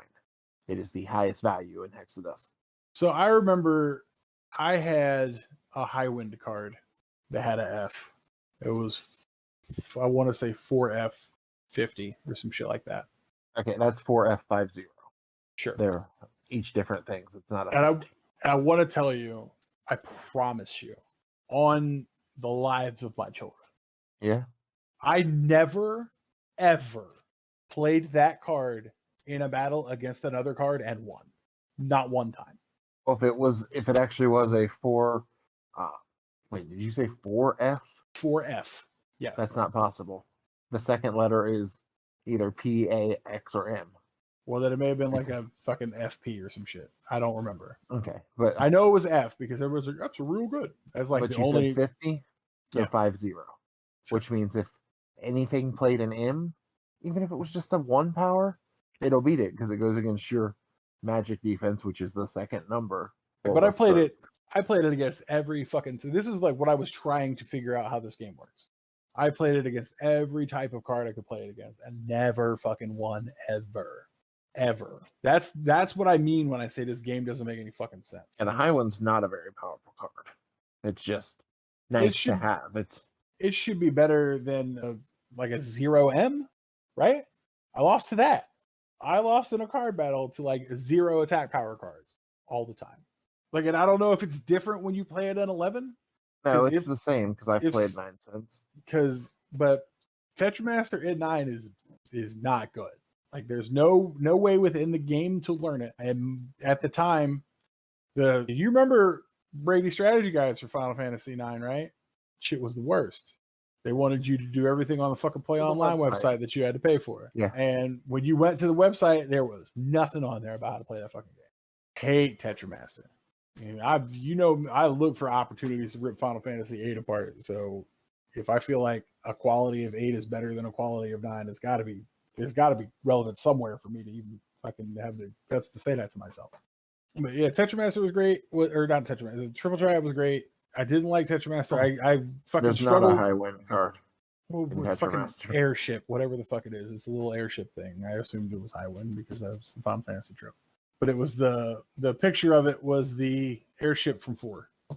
It's just the airship. We don't need to like break down the details of what this card could possibly be and why it happened. I promise you that we don't need to do that. I mean, they're fixed stats, so I was just wanting to see what they were for that. Okay. Yeah, I love Blitzball. Blitzball was great for me. I am excited to see like what if any mini games they put into 16, because I really liked, what was it from Intergrade, the little chess battle thing that Yuffie had. Yeah, that was cool. I can't remember the name of it. That was a lot of fun. That was pretty dope. Since I personally haven't played Intergrade. Well, no excuses now. Definitely are. It won't let me. Like from yours, it tells me it can't work. Apparently. All right, I'll go down there and fight with it. Well, this was also like right when we all moved in together, so right, it may be fixed now, but I haven't. Oh yeah, no, I assume that now that the PlayStation's linked up with my account, it should be fine. Okay, cargo ship is 2P60, so it's mostly a worthless card. Okay, I may be misremembering. I don't fucking know. I'm sure it was my fault for however I played the game. But I hate that Naming Way has no arrows because it's fucking 7M77 and Boko is 7P77, which that's not the max value, but that's still really powerful. It's just like, nope. I promise if he had 9 arrows, I would lose a fight with it for sure, 100%, no questions. That would bother me. I cannot explain to you the struggle. No, I just meant the 9 arrows when there's only 8 directions. That's my point. There could be an arrow in the middle. I would still lose. It wouldn't matter. But like, I can't explain to you how many times I broke a controller over Tetramaster, shattered a fucking DualShock. Why are you admitting that? Because the fucking game's unplayable. That's my problem. Like I had to reset because I wanted to win the fucking tournament that you have to play in Trento. And no matter what I did, no matter what cards I picked, it took me probably fucking 8 or 9 retries before I was good job. Before I was finally able to like trip and stumble my way through that bullshit. But yeah, it was just exhausting trying to get a fucking through those card fights just to get the fucking win. Tetramaster drove me fucking crazy. That's only the one. That's the first of 2 times I've ever broken a controller. One was Final Fantasy 9 on Tetramaster, and one was Final Fantasy 10. And 10 was the Chocobo race to get the Sunlight thing. Yeah, that shit. The worst mini games I've played in the JRPG: Chocobo Racing 10, Chrono Cross Beating the Dragons, Xenogears' is card game. I don't think I ever played that. It's a game of speed, like the actual card game Speed. Speed is a real card game. It's also a drug. 10's Lightning Bolts also somewhat on there. Fucking 10's mini games. I'm glad Blitzball was great because the rest of them were fucking hot trash. FF9 had one that I agree is the worst game on the planet, and that's the Jump Rope. Oh, I did hate Jump Rope. I hate Jump Rope. I hate Racing Hip Hall. I hate both of those. Those are both fucking terrible. In Tales of Symphonia, there's a mini game called Uncle. If it's anything like the real game called Uncle, I don't like that. What's that?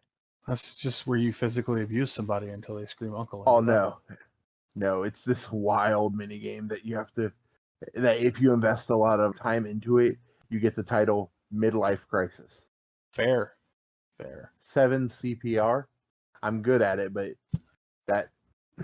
I'm glad you only have to do it like a couple times. Yeah. I'm one of the only people I know that got it on the first try. Like at school, people were like, how the fuck? And I'm just like, wasn't easy for you? Get good, scrub, or whatever the Dark Souls guys say. I hate them. Same. Yeah, I never struggled with the CPR. It was like, get it to the top and then press the button. I was like, okay, and we're at the top. Cool. Birth by Sleep, Ice Cream Snap, Fruit Splatter, and Rumble Racing. I hated all of them. Oh yeah, I haven't played Kingdom Hearts 3. Trying to remember any mini games in Kingdom Hearts 3. Kingdom Hearts 3 Yeah, there proved was a the lot of the cherry shit. flan challenge and honeydew flan challenge, and Those were Rex. Those were just to like fight. Those were just fight challenges. No, like In getting 12 3? million points in Rex. Oh, yeah, that's still a fight. You go into the game and fight to get points. Yeah, but it's like but- all of Kingdom Hearts 3's minigames are just like battle challenges. Like the flan challenges, one of them is like juggle the flan for this many rounds. It's just shit like that.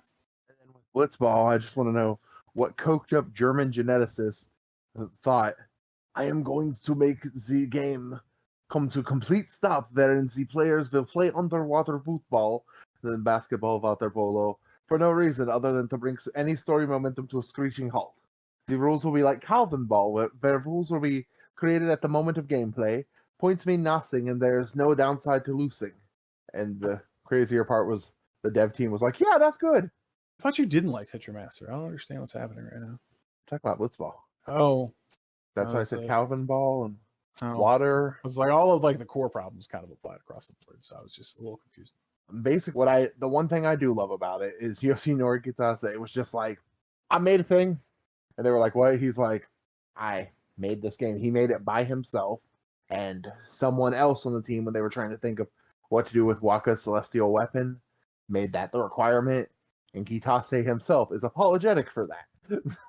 I really enjoyed Blitzball. It was the most it had substance to it. Like you could, if you wanted to play to gain extra shit to make your characters better, you could do that. That was an option for you, and you could do that with Triple Triad. I never got shit out of a game of Tetramaster except another Tetramaster card, and You said you didn't win in Trino. Like, no, I did. It took me like 9 resets or some shit to get that, so I got like 1 accessory once. One of the best games, so I can show I don't just hate on mini games. Chinchi Ronin. What?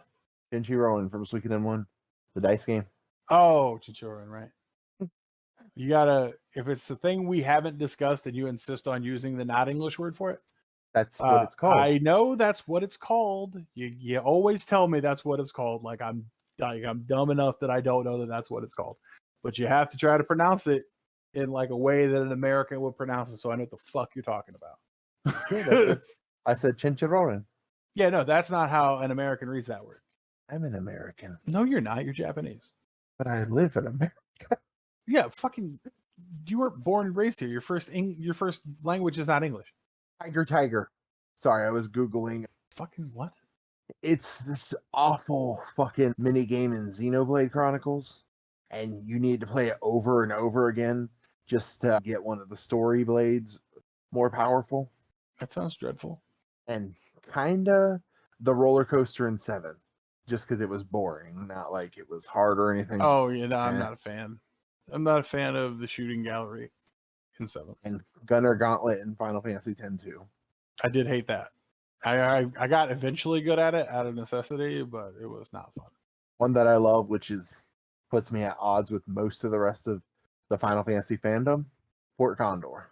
I'm incredibly neutral on Fort Condor. Like I don't hate it. I'm not bad at it, but I will only ever do it that one time.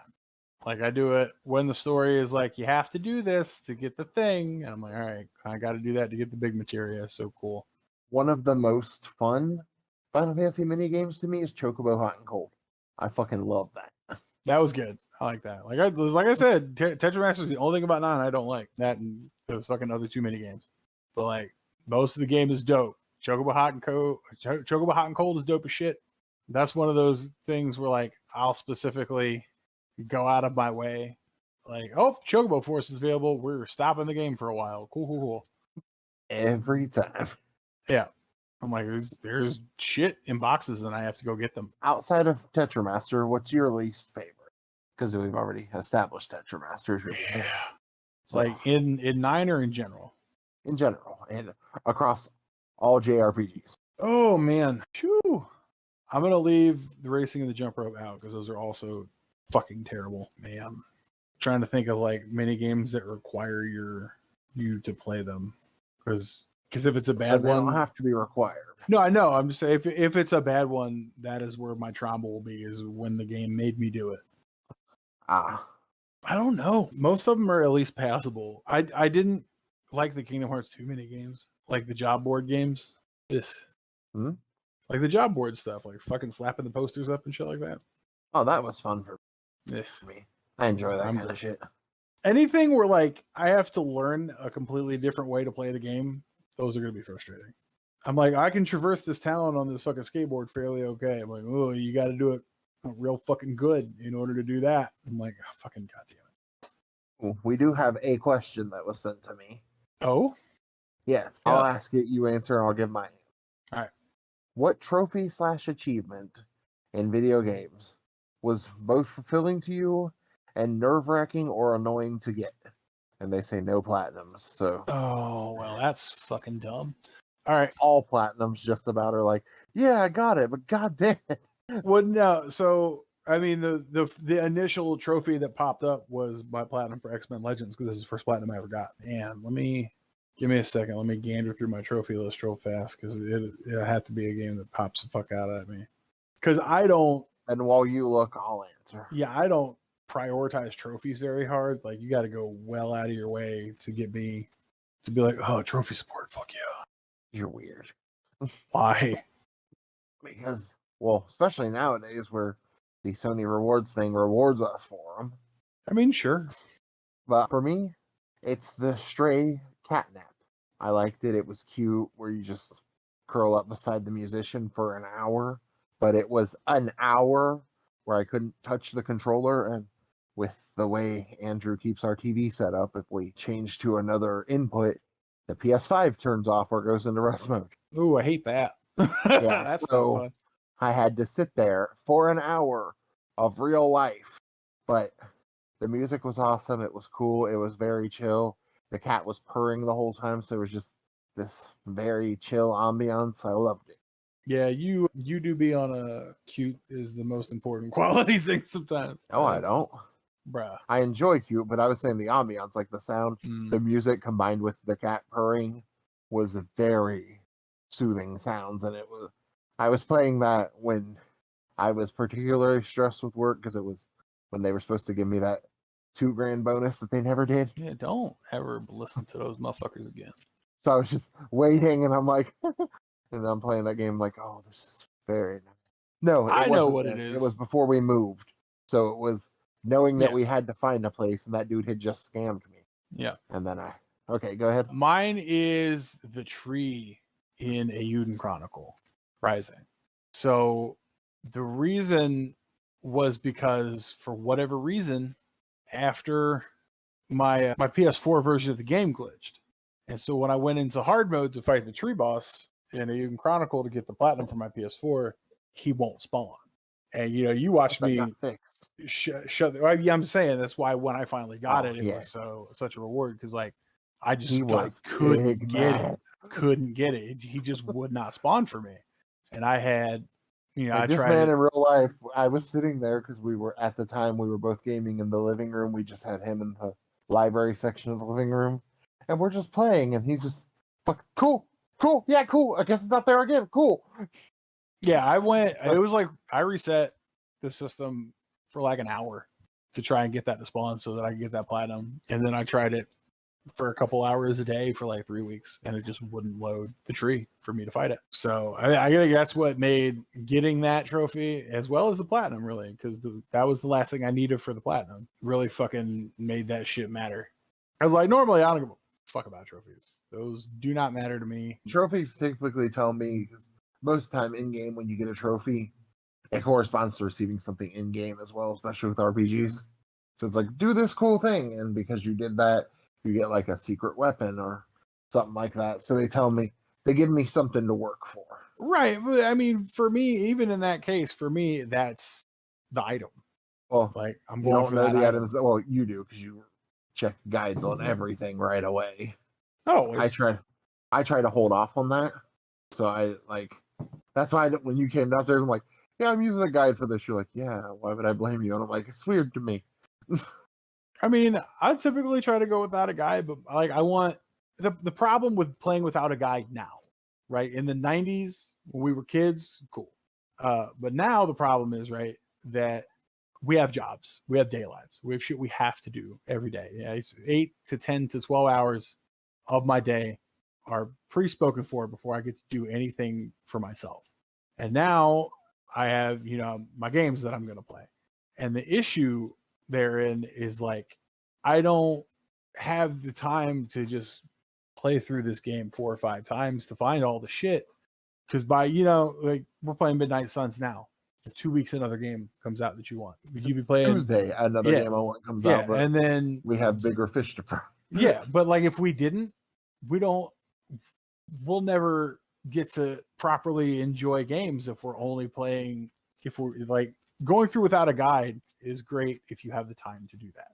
Like with the situation that we're in, especially as like guys who make content for gaming platforms, like it's fully exhausting to try to play through blind, hope that I get everything. I like if I do it with a guide, if I do like a spoiler-free guide, which spoilers don't apply to me anymore. I'm fully unaffected. But like if I go with a spoiler-free guide, I can get the full gaming experience on a playthrough and then move on to another game that I need to play, have to play, want to play. I don't get the full experience if I use a guide because I don't get to feel accomplished. Like if there's puzzles or anything like that, you don't have to use it for that. You don't have to use it for that. Like that's the thing, right? Is a guide just helps you to get the most out of your gameplay. Like if you want to do the puzzles on, you don't have to pull up a guide for that. But if you want to get all of the weapons to have that fucking experience so that you can fully appreciate a game, guides are great for that. I'm not going to feel a lack of accomplishment because I acquired information. That's how we learn and grow as people. Like acquiring information is never going to make me feel like a less successful person. I've been, taught my whole life that getting information is the goal. So if I can go and get information to play this game as well as I possibly can, I'm going to do that. It would feel limiting to not do that for me. For me, it's pretty much the opposite. To get the information myself is accomplishment to me. Like but what if you don't? What if you never get the information? Then I don't. Then I'll hear about it, and that's something I'll work for to find out how to do. I need you to know that it's literally our situations in life inform this. I have to depend on other people for almost every aspect of my life. So doing something on my own feels important to me, whereas you are much more independent. So it's not, oh, look, another way I need more people. With you, it's just, hey, this is something I can get. There's no wrong part for either of us. I was just... No, for sure. I would feel like I was failing myself if I left a piece of the game unplayed and unexperienced. See, that rarely happens to me just because I literally search every corner and like, so games take me a while, but like I'll play straight through a weekend with only getting a total of 2 hours of sleep the whole weekend. Sure. Let me ask you like this, right? So without a guide, would you have ever, for any reason, used the tiger's eye on the wall in Grand Stream Saga and gotten that weapon? No. So that's just a piece of the game. Why? Because I had no idea of that until you told me about it 2 years ago. I heard it through word of mouth, not a guy. Right. So that's my point. That I've been told. Yeah, I'm saying, but you've been told, right? Yeah. So where I would get that information from a guide, you found out 20 years after the game came out. But I mean, so that's a piece of the game that you fully never experienced for 20 years. I would feel very defeated if I realized there was like a piece of one of my favorite games that I had left untouched for 20 years because I squirreled away from myself. But like, it's a game-breaking thing. I would intentionally not get it. I mean, that's fine. It's cool to know it's there, but I would be mad fucking, like, I would be livid at myself for not having acquired that information when I was initially playing the game. It's like that would feel like Soul Hackers. I have the Satan demon that's in my party at all times. It's not equipped on anyone, so that when I'm in a battle, if I realize like, hey, I needed a big attack right now, I can switch to it. But it's only a last resort item because like I feel that things that take away all of the challenge, unless it's a game I'm playing strictly for the story. Like I don't want like fucking, this ain't like Dark Souls where I'm like, I need the challenge. It's just, I don't want it to be like, I walk in, decimate everything the first playthrough. Like New Game Plus is good for that, so I can come back after I've played through it and just fucking fuck everybody up. All right. Yeah, no, and I like my first playthrough of stuff. I try not to fucking game break, like, but I don't believe that. especially You now, watch that like, dude who's like, I just here's like how I just like how Primal Liquid plays games. That's he doesn't do that on his first playthrough either. he's gotta. He doesn't. Games that are brand new within a day, he's like, and here's how you can fucking demolish everything. And it's like, He's of always course. like all of his video clips of that shit though are always from like when he did his Crisis Core stuff. He had like end game Zach in all of those videos. So he played through the story first and then made those videos after. So he had to get the stuff he's got there. He plays through them beforehand. He's just he gets so many views that he can get fucking way advanced copies of shit if he asks for it. But yeah, he plays through all of those first. Especially because like he doesn't have a day job. His day job is YouTube. So he's got nothing but downtime to just play games and do that research. It would be a lot harder for me to play the way he does just because I have to go to work every day. Yeah. But yeah, I mean, however you play the game is how you play the game, unless you play Dark Souls, and then why are you broken on the inside? But every game I play for story. And I don't need to like freight train the game. Like with Tales of Arise, like I got fucking, for beginning of the game, busted ass weapons for DLC shit. I didn't equip them because it fucking cheapened the shit out of what the story was trying to tell, like the desperation it was trying to give to those moments. But bet your sweet ass if I go on a fucking New Game Plus run, I'm wrecking the shit out of everything. Accessories you get for the DLC and Soul Hackers are broken because the stats of them level up as Ringo, your main character, levels up. Is this a Beatles fan game? Is that what's happening? No, there's nothing that explains where her name came from. There's Fig, spelled Figue, and I was like, oh, cool, Fig and the Sig Figs. And then there was no one down there to appreciate that with me, so now I'm sharing it so you can hear it. That's funny. Hashtag Dimension 20. We haven't had a hashtag D20. content. We haven't had a fucking D20 ghost session yet. Speaking of hashtag dropout content, when you do watch the season finale of Game Changer, make sure the subtitles are on and make sure you're watching. I always make sure the subtitles are on, baby. There's a point where Sam's laughing at the podium and it says, Sam once again laughing at the chaos and misconduct he has caused. Yeah. I mean, that's a Game Changer I'll watch. I don't watch much Game Changer because I need Brennan to be involved if I'm going to be able to engage with it. But I'll check that one out. Watch all of them. I've tried. Just like, I know your brain is limited on what you can engage with. I need the shit that I like, and like that expands into other people. But the problem is like some of those episodes of Game Changer just feature the people that like I like them, but not enough for them to be the focal point of why I'm tuning in. Like the focal point of why you're tuning in is Sam, the adversary. Like I like Izzy. I like Erika Ishii. Yeah. I like Becca Scott is rated up enough for me to tune in for her. I'll tune in for Becca. But I have a huge crush on Becca. Like Siobhan. But if like a Game Changer cast is Siobhan, Izzy, and Erika, I'm probably not gonna watch that. Oh, I'm gonna watch the shit out of that. Yeah, I know. They're cute. It's a joke. I mean, they're not cute, but how dare I put you in a situation? I almost said no, and I'm like, well, that's not. Yeah. How dare I put you in a fucking bamboozle? But they're just Izzy almost got me. She got me on Coffin Run. That was great. That was probably one of the best characters I've ever seen anyone play. It was fantastic. If Izzy gives me like 2 more D20 rolls like that, I'm on board fully. I like Erika. I really do. She's so good. She's so good at what she does. But like the voices she chooses for her tabletop characters just grind my fucking nerves. So it's like when I see her, I just picture her Coffin Run character. Oh my God.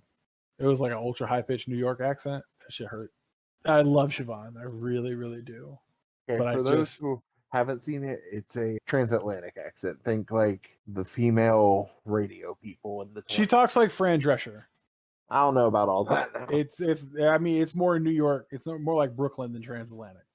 She doesn't talk like this. She talks like this for the entire show. And it's high pitched and nasally, and some of her attacks require her to scream. I love Erica, but holy shit. They don't require her to scream. They just decided to do that for some reason. They apparently require her to scream. But Coffin Run is great. I'm not a big fan of Erica's voice in that, but I will level the Jasmine something. She does That bronze girl. Who? That we couldn't remember her last name. I was telling people her handle everywhere is that bronze girl. Yeah. She at first it sounded real racist. She tells a very passable story. The story for Coffin Run was great. Says it's very passable and then says it's great. Very passable. So the problem, right, is that I watch a lot of D20 and I'm used to like Brennan and Abria and their level of like immersion and how far they go in to the narrative level and how all of their characters sound completely different from one another. And with Jasmine, all of her characters were nasally and from the same city. Like no matter where they were at in the world, they were all nasally people from the same city. I have a couple sets of news that I would like to start out with. I was right. That's your favorite sentence. Mighty Morphin Power Rangers Once and Always information revealed. Johnny Young Bosch is Adam Park, MMPR Black 2, Zeo Green, and Turbo Green. Okay. So he's the Green Ranger there. Richard Horvats is back as Alpha. He's not originally. Mighty Morphin Green. That's what everybody was asking about. Well, they were saying that they saw a Green Ranger and that was the only green there. No, it's Tommy. It's like Morphing Green. That's the Green Ranger that everybody has seen.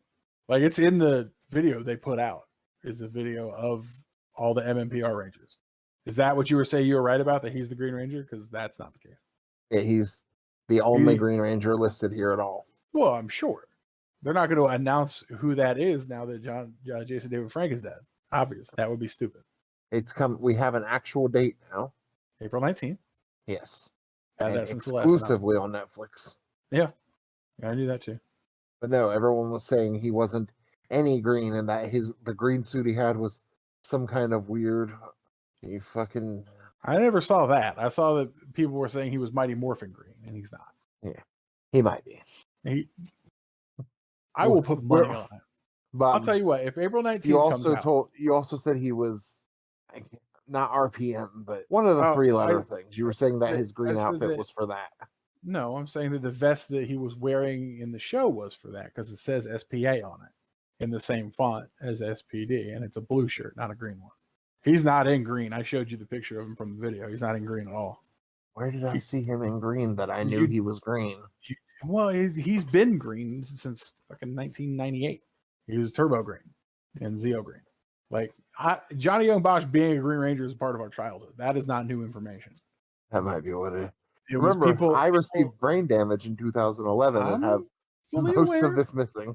That is why when you were like, I was right, I with trepidation was like, about what? But yeah, no, a lot of people were doing a thing where they were like, well, the Mighty Morphin Green is there, so it's got to be Adam because he was a Green Ranger before. Which that's stick with. Fucking silly. You're silly. You don't just snatch up somebody else's powers because you were the Green Ranger on a different team. That's not how the Morphin Grid has ever worked. Definitely not the Mighty Morphin powers. Definitely not the Mighty Morphin powers. Except yes. Oh? Well, yeah, the comics get real wild, and you know that. Oh, no, I mean like in the show. In the show, when did somebody just pick up someone else's Morpher and Morph? You've changed what we were talking about. You said when in the comics did somebody just pick up someone else's Morpher and Morph? Lord Draken. He picked up Tommy's Morpher and Morph. He's Tommy! No, he's other universe Tommy. They're genetically identical. It is exactly the same. Don't give me that shit. I need you to know my next one was going to be Tom. Don't fucking try that shit with me. Fucking Tom Oliver. They're the same fucking dude. Yeah, no, Adam realized we love this. This is our friendship. Adam is for sure not the Green Ranger. If Adam is the Green Ranger, you name me a game and I will buy you the top end edition of whatever that game is. Whoa. If Adam is the Green Ranger on April 19th. Don't make promises you can't. I'll keep that shit. Watch me. The old battalion. What? The old battalion. Okay. We don't have the space for the top end of that. I don't mean I won't buy it. We'll just put it in storage. The top end of it has a cockpit for the mech suit. I don't actually want it. I just want it to be extra. Yeah, That's how confident that I am that Adam Park is not Mighty Morphin Green. If And last Mighty time you were Morphin confident, Green, I wound up being right. if I wasn't this confident, what are we talking about? Suikoden. Yeah, March I wasn't this confident. I called that a conspiracy theory. Oh, Like, yeah, maybe address that. yeah, what? No, it's fucking. They're hearing this on the 12th, right? Everybody's hearing this on the 12th. Nobody's playing Suikoden while they hear it, so they know. They don't. It's fucking. It didn't One come dude out. is just playing Suikoden on his PlayStation 1. Like, That's so not what we mean, and he just everybody messaged knows me, it. like, yes, I am. Everybody knows that's not what we mean. If it is, it's my brother, and he'll message me, so I don't have to acknowledge that happened. Yeah, Suikoden didn't come out, obviously. Otherwise, that is all I would have been fucking talking about today. The fact that we talked about other things means that our whole audience knows Suikoden does not come out. So that doesn't need to be addressed. We all know it. It hurts everybody, whether you're invested or not. It's pain, and you don't have to acknowledge it, but I know you feel it, and I appreciate you. It hurts so much. It's the fucking worst. It's the fucking worst. It's the burden of being correct, and I hate it. I wanted to be wrong so bad. I'm like, no, that's not going to happen. And then I'm like, please happen. Here's the thing, right? Sometimes you don't have to say that. I do, because You that's don't. the whole point of our thing. You know, That's see our what dynamic. you could do, right? Is what I'm like, this is when it's gonna happen. You could be like, oh man, that'd be cool, huh? And then just leave it. That's an option. That's an option that's always on the table. Not our dynamic at all. I mean, we could try a new dynamic, see how that works. There's a lot of options. But you've started the antagonism, so you have to start the new dynamic. By intentionally mispronouncing Atelier on this one. I mean, that's not new. That's not a new dynamic at all. Yeah, I was saying you started the antagonism and the dynamic by intentionally mispronouncing things I love. Oh, I'm not your child or grandchild. I intentionally mispronounce everything. If I said? Yeah, I know. If I would just get exhausted. You know how exhausted I get trying to say the right thing all the fucking time. You know how much fucking more tired I would be trying to say it correctly? Jesus fucking Christ. So Drew turned into his grandfather and realized it earlier this year. I wish. That's the best human being that ever walked the earth. You were antagonizing Trinity by like... No, that's not what it was. It was my son made me want to rip his fucking PlayStation out of the wall and throw it down a fucking balcony. No, I'm talking about well before that. You mispronounced something that Trinity loved, and then you acted like you didn't get what Pumpkin it was, ball. and then It was pumpkin ball. I'm like, you called me about it, so I remember the Vegas things because it was sounds through the phone. Yeah, because I had said something. And she was like, that's not what it is. And I pretended to not know what she was talking about. And then I had a flashback to all the times my grandpa didn't know what I was talking about. And I was you were like, I love him, but that mother. That's how you started the call with me. He calls me, he's like, I love him, but this motherfucker. Yeah, like, what? I fucking earned that. I took that L for sure. No, I'm slowly turning into my grandfather, and it's real dope because he's like the best person that's ever existed. But whoo boy, is it exhausting sometimes. Oh man. We really have to watch The Last of Us so we can comment on it, as it's a video game thing that got a TV show. Look, if somebody apparently fucking amazing. If somebody's gonna pay for us to get HBO Max, I'll have. We have HBO Max. No, we don't. We do. Or that, or I don't have the login for it. You should. We don't, because it was you told me the other day it was when you changed it when you thought emails were gonna go away. Yeah, I changed the email. Okay. Well, we'll deal with that later. Send it to you. Yeah, I was like, oh, you got to keep on top of me about things where I'm just like, here's a fact, and then go about my life. Sometimes, man, that's like a several spoon conversation. You're like, here's facts, and I'm like, all right, man, okay. These are important to me. They follow the rules. I hate rules. You know that. Rules never benefit anybody. Rules never benefit anybody but the cops. That's not true at all. That's fully true. Cops benefit from the rules hard. That's why you're thinking laws, not rules. Laws are rules as enforced by the dominant socioeconomic. Laws are threats that come true. That's how that whole shit works. Well, no, I mean the quote. Laws are threats made by the dominant socioeconomic group in a given nation. It's just a promise of violence that's enacted and enforced by the police. There's more, but I can't remember at the moment. Laws or rules, I don't like them. By the police, and the police are basically an occupying army. You know what I mean? Yeah, so rules suck. Rules don't suck. Laws suck. Laws are rules. No, laws are threats. Right. What are there not consequences if I break rules? Yes. So rules are threats. No. Yeah, absolutely. If I break the rules and there are consequences, I've been threatened with the consequences of breaking this rule. It's the rules of threats. Should be fair. Get very careful about saying such hurtful things, Drew Cotton. Does my romance partner deserve better triathlon? Yeah. And if you demand I am not real, I will have to drag you to Berenice to see my Stark father. Oh, I don't want to go to Bernie's. He's gonna yell at me in a high New York accent. You ain't no pirate, and Bill would spit in your eye, and I'm gonna shit in your mouth. I'm gonna make a toilet out of your mouth, boy. She's gonna fuck me. He's gonna shit my mouth. She's gonna fuck me. He's gonna shit my mouth. I'm just gonna get fucked, and he's gonna shit my mouth. She's gonna fuck me, and he's gonna shit my mouth, and everything's gonna be fine. He's gonna shit my mouth, and she's gonna fuck me, and we'll be fine. What's up, Lou Wilson? What's up, buddy? So a friend of mine did some fan art for Dimension 20 that I'm gonna send you because I just love it so much. God. All right. On that note, guys, I think we put you through enough. We'll be back next week, hopefully with some more news updates. Hopefully I'll be screaming about squeaking in from the rooftops, and you guys will be sick of hearing about that. From the rooftops? I'll hold my breath on that, though. We love you guys. Thank you so much for listening. If you've listened to all of this, you're a fucking hero. You're an absolute champion. We love you, Kyle. This is probably our longest episode so far. So I love you, Kyle. Love you, April. Love you, Steven. Love you, anybody else. If you listen to this show, fucking let me know. Make yourself known. Because of the most powerful magic of all. We get like 10 listeners. On last update, we've had 10 listeners in the last 7 days. And I just want to know who you guys are. Because it's like 9 of you are not me. Yeah, I listen to my own podcast. I make dope content. 8 of you are not us. Huh? I said 8 of you are not us. Yes, I listen to my own podcast. I make dope content. Dope shit. What do you want? I make dope shit. But yeah, if you want to support us, the best free way to support us is listen on your podcast apps. Please go to our YouTube. It is in our link tree down below. It is at youtube.com/@levelgrindingpodcast. Please go check us out on YouTube. Once we can get YouTube monetized, that'll absolutely help us, and you don't ever have to pay a penny for it. Besides that, we're available on Patreon.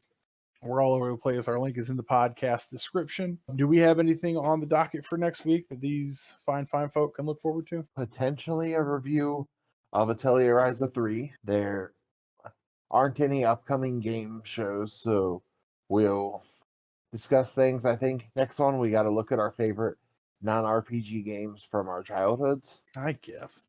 We spend so much talking about JRPG. I'll participate. It's fine. We'll each come up with some different questions. If you guys have questions, hit us with questions. Please. We absolutely want that content. But until then, make sure you equip all your potions and keep on grinding.